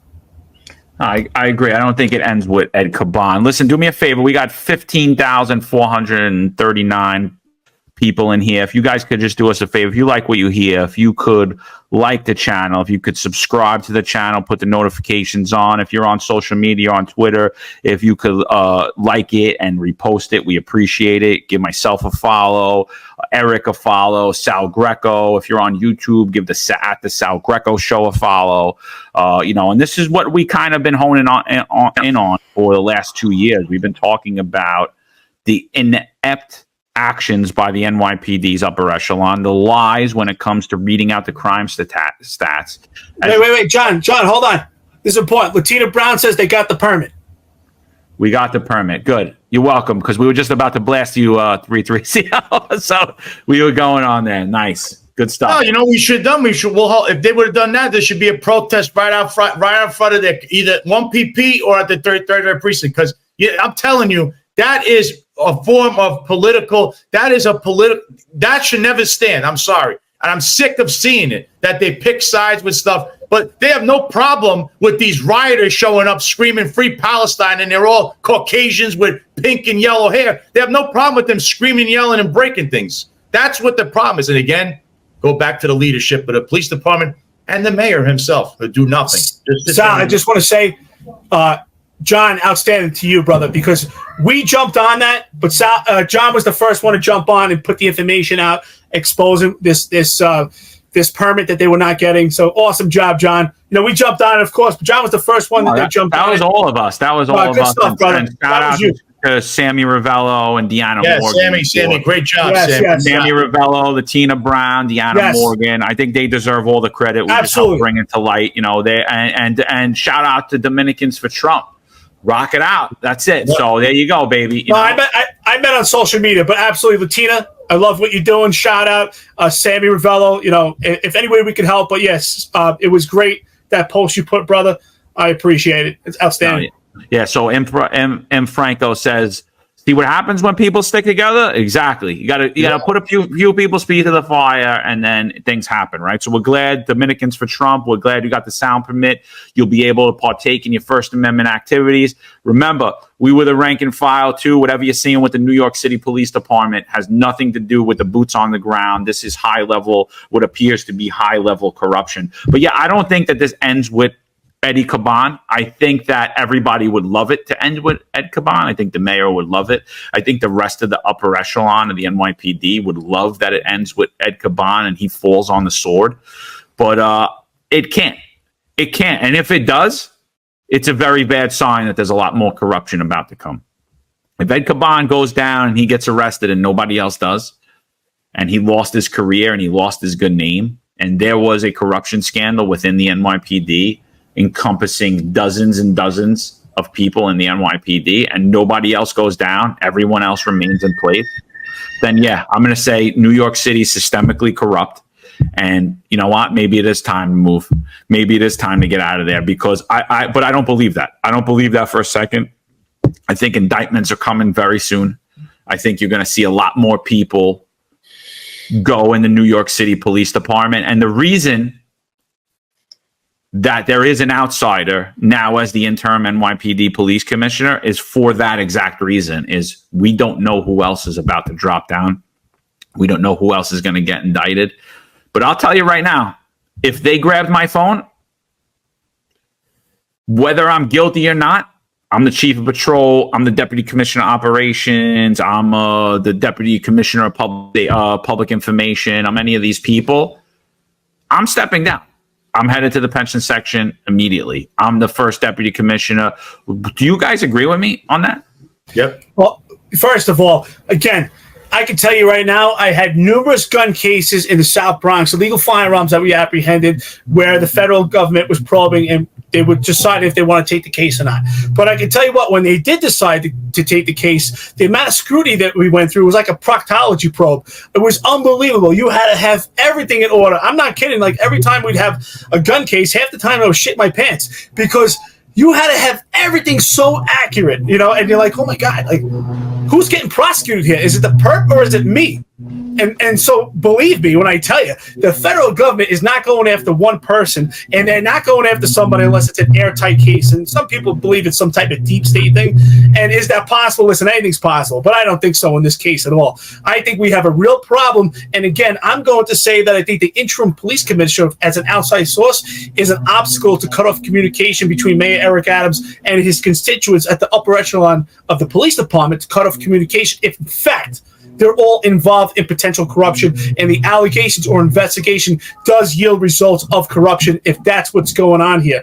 And if that's what's going on, it's scary, but that's the right tactic to put that obstacle in place, cut off communication, cut off the ability for Mayor Eric Adams and people involved, if they are involved, to not continue this any further. But again, I highly doubt that the commissioner is the sole target in this case by the federal government. I'm sure, Sal, you probably agree. And John, I know you agree. You just said it. So, Sal, what are your thoughts?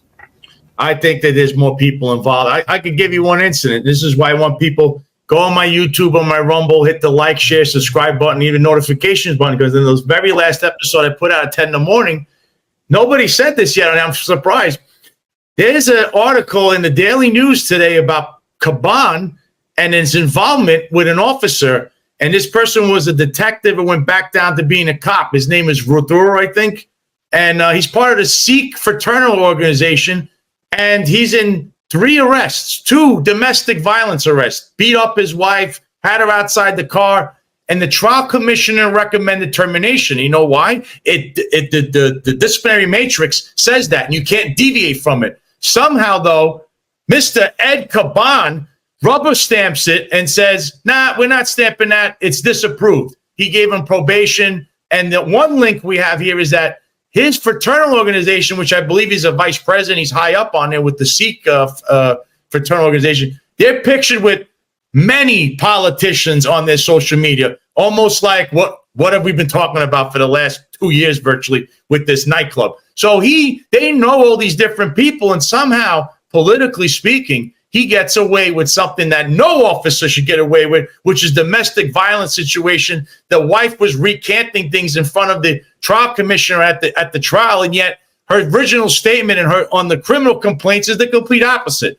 He has no business being on the job, and yet Kaban saved him. And you know what? It was more than Kaban, because there's First Deputy Commissioner Kinsella who signs off on this stuff too. So this is bigger than just Eddie Kaban. It doesn't just stop with him, because you need to know the communications, which, by the way, I hear there were communications with this officer and Mr. Kaban, whether it was him, the organization, his father. That's a rumor, but of course, if you see the result, what does it look like? This doesn't end with him, folks, and you should watch my show because I got a lot more to say about all of this.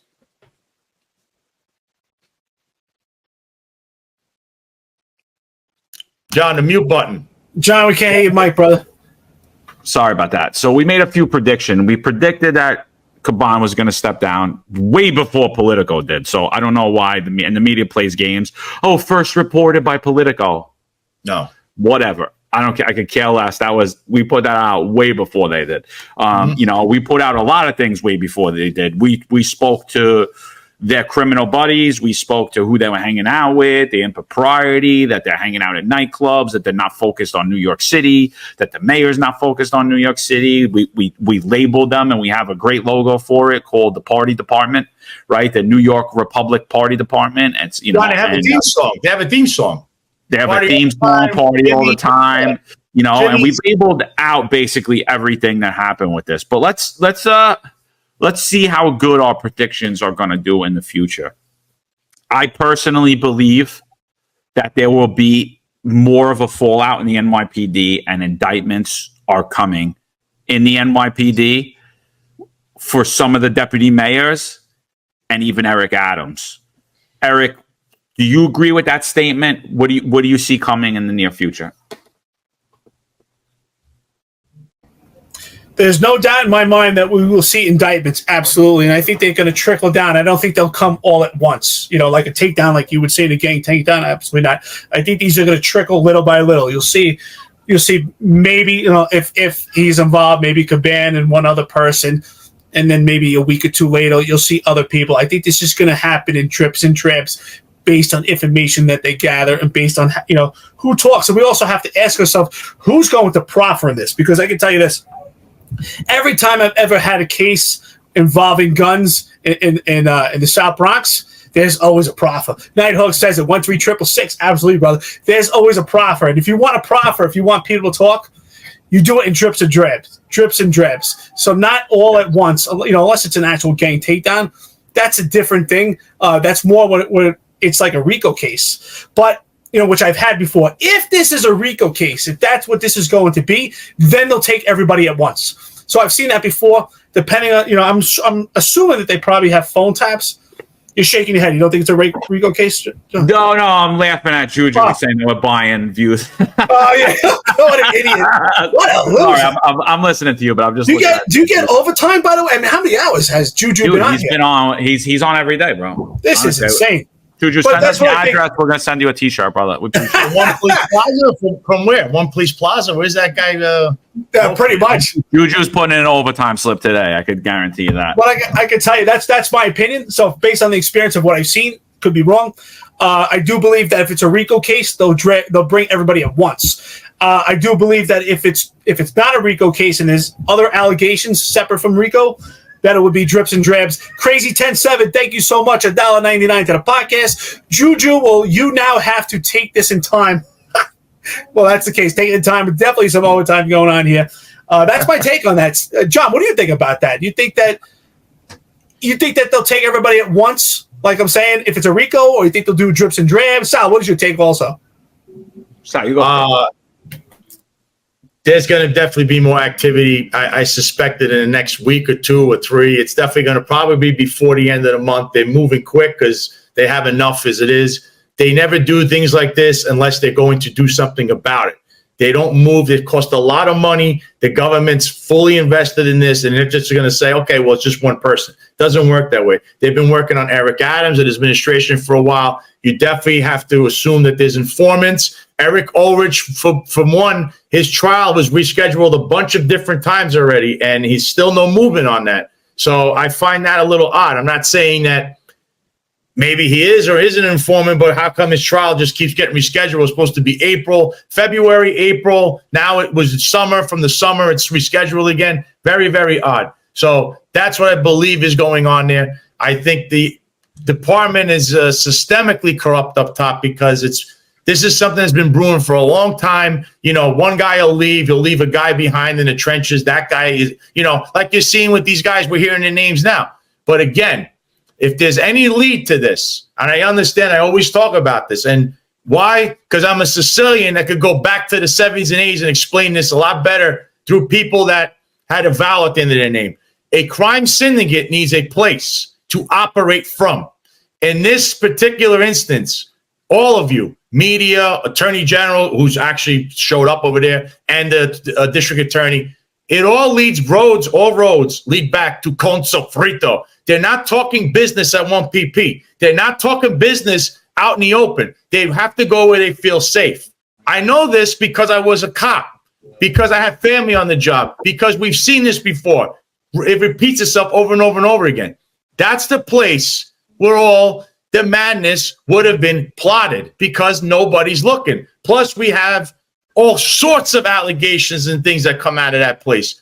That is when you superimpose it looking at that with all the crosses. And then there's other nightclubs or whatever else they were doing. If there are shakedowns, if it's a protection ring, it's because they've all been there. Now, I'll tell you, Philip Banks and David Banks were pictured with Jimmy Rodriguez at Conso Frito too, just so you understand how far and wide this really spreads. All roads lead back to Conso Frito, and no matter what anyone's trying to do and ignore it, that's where you start. When you look at it from that angle, you start to see how everything really is. No, this is far-ranging. John and Eric, I think there's going to be a lot more, and it could even be civilians involved. We'll have to wait and see if there's any informants. But the government did not waste all this money just for Eddie Kaban. I hate for people to say something like that because that's ridiculous.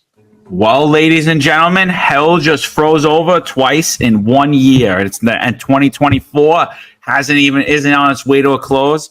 I'm going to have to agree with the socialist, cop hater, person who lives in the clouds, doesn't understand public safety at all. City Council member Tiffany Kaban. This is Tiffany Kaban's statement, and then after, I just want to get your thoughts on her statement, and then I'll read the article she's talking about. She says, let's be clear. The NYPD's systemic problems won't be solved with a new commissioner. We don't just need a new commissioner. We need a new mayor. We need new priorities. Holy shit. I agree with that statement. Eric, what do you think? I'm just gonna say, man. You know what they say, right? The enemy of your enemy is your friend. It shows right now. The enemies of our enemies are all becoming our friends. I'm gonna say this. Ditto. That's exactly what's going on. I read Art of Sun Tzu several times. Anybody have an opportunity to read it? That is a great book. The enemy of your enemy is absolutely your friend. That doesn't mean they're your friend forever, but they're your friend while you are going through a particular battle. And this is a battle of getting the police department where it needs to be. It's a battle of First Amendment speech. It's a battle of having our friends and listeners actually have the right to have their opinions, and we all do. And let's keep doing it. Let's truck together. Sal, what do you got, brother? I agree with her amazingly. I don't agree with her politically. We don't, we have opposing ideology. It doesn't really mesh. But I say everybody, this is almost like, when things happen and everybody converges and says we need to do what's right for the people. That's the bottom line here. Doesn't matter whether you're a Democrat, if you're a radical, if you're conservative, if you're a Republican. You need to root out corruption. And this person right here, Eddie Kaban, has led a department that right now, the guys that were in charge are systematically have been corrupt because of the allegations we hear. And the fact that, they were all hanging out. A lot of them were hanging out at that place. There's deputy commissioners that went there. There's guys that then retired, Pat Lynch, who were hanging out over there all the time. This, nobody's even talking about Pat Lynch right now. He was there an awful lot. In fact, Pat Lynch was there for the closing of Con Sofrito. So if you really want to get into it, there's a lot more people to question and look at and say, what the hell was this about? So again, she's right, because this is a systematic problem that needs to be rooted out. Once you get rid of corruption, then the ideas of debating, whatever you have your ideas, you want to debate them, then we could do it. But if we're going to run around and you're selling the city and you're selling the city out to everybody, we have no shot. You're going to be bankrupt and broke, and it's just everything's going to fall apart. Yeah, no, I agree with you. Someone asked, by the way, Sergeant Blue's on here. He's crushing you for going on Sid Rosenberg. So I just want to say right now, Sid Rosenberg's, he has a large platform. I think Sal should go on there as much as he can to get his messaging across. I talk about corporate media all the time, and you see me do hits on corporate media all the time, right? So not necessarily because I don't agree with everybody all the time shouldn't go on the platform. So we support Sal going on any platform, and all of us. You know what I mean? What we could agree to disagree on certain topics. I agree that Sid, everybody's Sid friend, but that's the name of the show, Sid and Friends, right? Like that's what it is. The next police commissioner, great guy, is my friend. Eddie's a great guy. He's a good friend. He's not a good friend right now, but he's a good friend, So let's read this article a little bit. This is coming in from the Gothamist. This is from Bahar Ostadan. NYPD Commissioner Edward Kaban resigns amid federal investigation. Former FBI agent named acting department head. Police Commissioner Kaban announced his resignation in a letter to the department Thursday, 1 week after federal authorities seized his phone in connection with a probe investigating his twin brother's business as a nightlife consultant. Kaban served the role just over a year. He's the second police commissioner to resign under New York City Mayor Eric Adams, who announced Thursday afternoon that former FBI agent Tom Dolan would assume the role.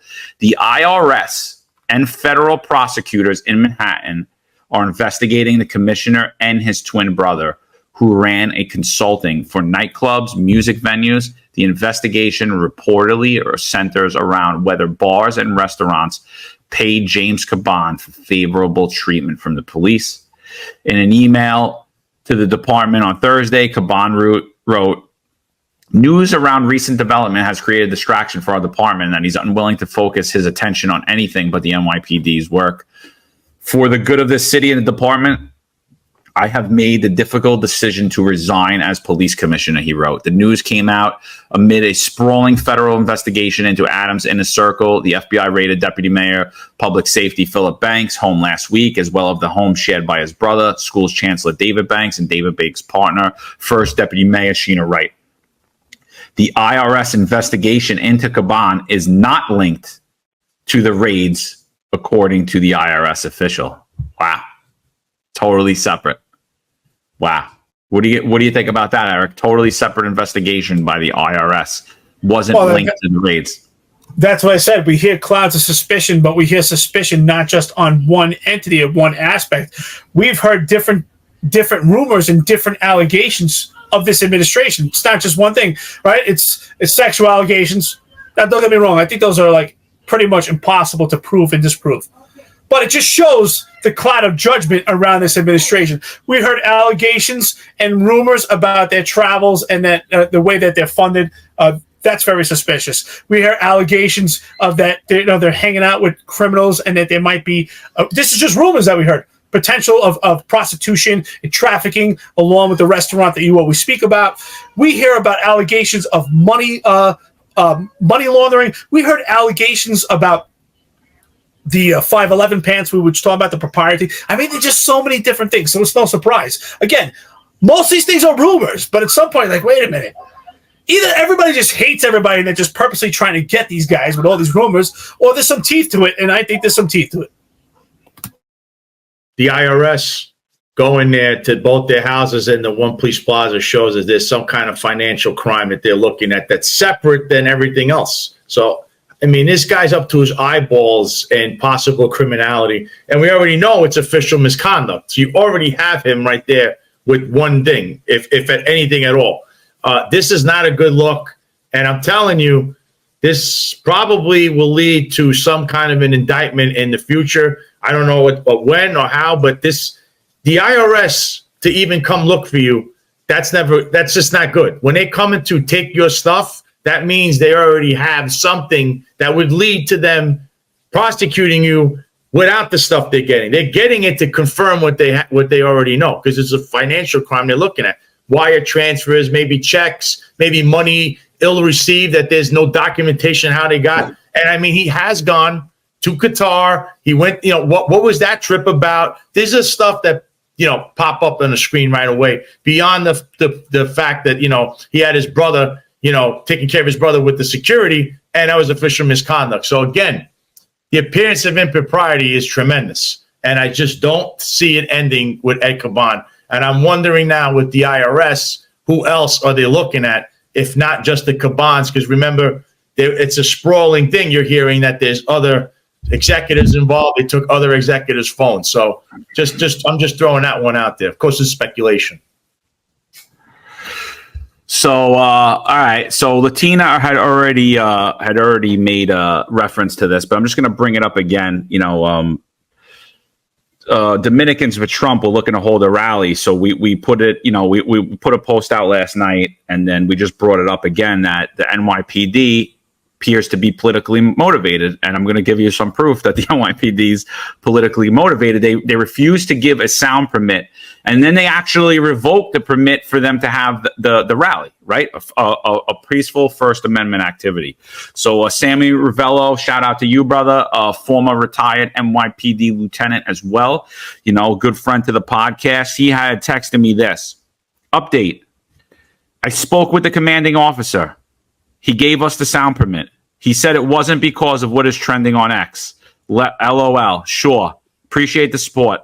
Can you guys post something in that effect? The CO did sound somewhat supportive. It is important to let everyone know, at least as far as the PD is concerned, the rally is a go. They're not the ones holding it up. Maybe I mentioned it to Eric, but this guy's... all right, I'll leave that alone. But basically, you know what it is.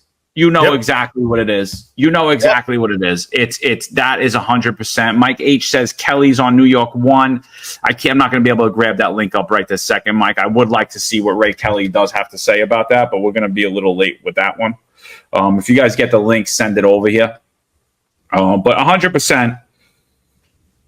Being one-sided or being politically motivated leads to corruption. Guys, we've been going a while. We've been going about 4 hours. I think we should start to wrap this up. Sal, what are your overall thoughts on this whole thing? Where do you think this is going? And, predictions?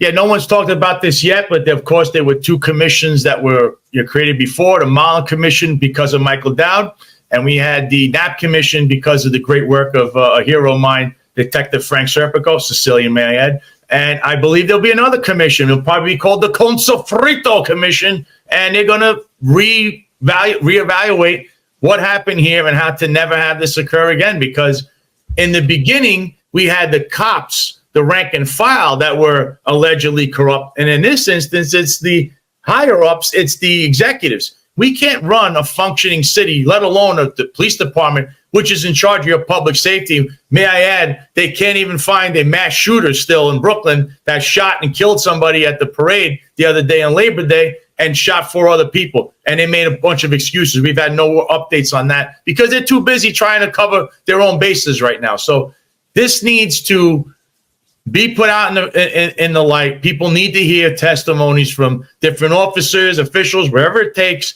There'll be a commission in the future after the investigation, indictments, whatever the government's going to do. This is for the better good of the people and the people on the job, because the rank and file in the street have suffered, because there's many cops that are like us three that were honest. What did we have on our record? We weren't taking money. We weren't doing anything. John didn't want to put himself in a position where he's going against his own religious beliefs. Eric was doing his job, and they took complete advantage of that. And myself, I wasn't having to do anything on duty. I'm with my friend off duty and just hanging out, and apparently that's illegal compared to what everybody else here seemed to do. The commission will be formed at a certain point, I believe. This is the worst scandal in the department history. They were due, because it's every 20 years. This was 30 years. I'm going to be talking about this more in depth on my own show. So, guys, once again, subscribe to the channel, Sal Greco Show, YouTube, Rumble. If you want to go, Apple, Spotify, go there. Like, share, subscribe, hit the notifications button. And I kind of elaborate on this kind of stuff, because corruption, I can't stand corruption. We can't stand as a nation if everybody's on the take. I'm sorry. That's gangsterism almost. And a lot of these officers, John, got to make a choice right now. Are you a gangster or are you a cop? If you are a gangster, throw the shield in the ground, go hang out, you know where to go. But if you're going to do the right thing, you got to stop that. And if you know somebody or something's going on, turn around and you do the right thing. That's the way this works, John. That's how I feel. I'm very strong about this, because I've seen a lot of good people that I speak up on, not only for people on the job, some that are no longer here, some that even committed suicide because of stuff like this. Everyone forgets about them. I didn't forget about you. And I'm going to keep putting that finger where it belongs, because it's not right that many innocent people fell in a trap while others took advantage of them. And it's seriously sinister. That is very sinister in my opinion. And I will not stop. Well, Sal, thank you for that, brother. That is the truth. That is your opinion, your criticism. He's to give it, and he's absolutely right. He's absolutely right. Sal, thank you so much for always coming on the show. Thank you for being a friend to John and myself, the podcast. We're sticking together on this. Orlando Diaz, $20. Retired for 1.5 years from the NYPD. Keep up the good work. It's needed. Thank you so much. Enjoy your retirement. You're 1.5 years into it. God bless you. Enjoy that pension. You deserve it. Listen, with that being said, I want to say to Sammy Ravello, thank you so much for reaching out to this podcast, along with Latina Brown, coordinating together to get the help. That's what we should do. That's what we want from the unions, but we can't get it from the unions, so we're doing it here. That's what we need to do. Our friends are listening to the podcast, Sammy Ravello, Latina. We come together. We're building a network, and there's strength and there's power in numbers. And together, with our voices, we can move mountains together. We can move mountains. Duty Ron, I've heard about you before. Great things about you. Retired NYPD in 2011, and I'm outraged for the good cops who all have to deal with this fallout. $10. Thank you so much. Sal, again, man, I really appreciate you always coming on here. I'm sorry you had to go through this. I'm glad you persevered and you kept your finger on the pulse. And I mean, we can probably say that you've said the word "consafritos" probably 4 million times, but it's necessary, right? It's necessary. Sometimes that's what you got to do, right? It's like death by 1,000 cuts. Just keep saying it, and that's what me and John are doing. Just keep putting out our opinions, our criticism. Some people don't like it. They say they don't like it, but they made overtime for it today. But with that being said, thank you so much. You stuck with us this morning, friends and listeners of the podcast. We were here about almost 4 hours this morning. We're here about another 4 hours, putting in a full day, but it's necessary. We must stay together. Thank you so much to everyone. Thank you for your donations, your contributions to the podcast. Thank you for sitting with us. Thank you for your opinions weighing in. Some people offered some great comments that really helped us propel ideas that might have been overlooked. Everyone's opinion is important on this. Let's hope that NYPD could come back together, be whole again. Let's make it great again. Let's not make it the party department. It needs to be the New York City Police Department. Let's move forward. Let's keep our ears and eyes open. We will be back tomorrow, tired or not. That's what we do. Being uncomfortable makes you strong. We'll be back at 8:05 Eastern Time, 5:05 Pacific Time. And Sal, thank you so much. And John, wrap it up, brother. Yeah, so that's it, people. We got 19,100, and it keeps growing every time I look at it, and I appreciate everybody for tuning in. We'll be back tomorrow. We do this Monday through Friday, 8:05 in the morning. Eastern Time live. We call it 8:05 Live. And, that's it. It's your chance to interact. We hone in on New York City, on crime, on politics, on anything trending. This morning, we talked about the Tyreek Hill incident. That episode's out. We're on YouTube and Rumble at The Finest Unfiltered. We're on Apple. We're on Spotify. We're everywhere. New York's finest retired and unfiltered podcast. We're the upper echelon's most hated podcast because we basically called out everything that you're seeing now on the mainstream. We always appreciate Sal Greco. Make sure you go over the Sal Greco channel at the Sal Greco Show. And we're working on a few other things. So we appreciate everybody. Make sure you give Eric a follow. Make sure you give Sal a follow. And, like we always say on the show, everything that we talk about in policing, that this is actually, if you look up the podcast, it's a political podcast. And by the way, we're moving up in the Apple charts too. And that's just been a huge blessing as well. But it's a political podcast. It's cops that are turned basically political police analysts. And it's because everything that we're talking about is politically created, whether it's crime, whether it's the morale in the police department, whether it's who's leading our police departments. It's politicians that do that. So, we support only strong candidates. And one of those people that we support is Tom Sullivan. He's running for Assembly District 23 in Queens. He's in his elderly years. Tom's got money. He's not doing this for money. He's doing this because he wants to save New York City and New York State. And we need to take back the one-party rule that has ruled New York State and New York City for over a decade, and is the reason New York City and New York State is in the shambles that it's in. So if you're not in Assembly District 23, please, anybody that's in Queens, please put them aware of our friend Tom Sullivan.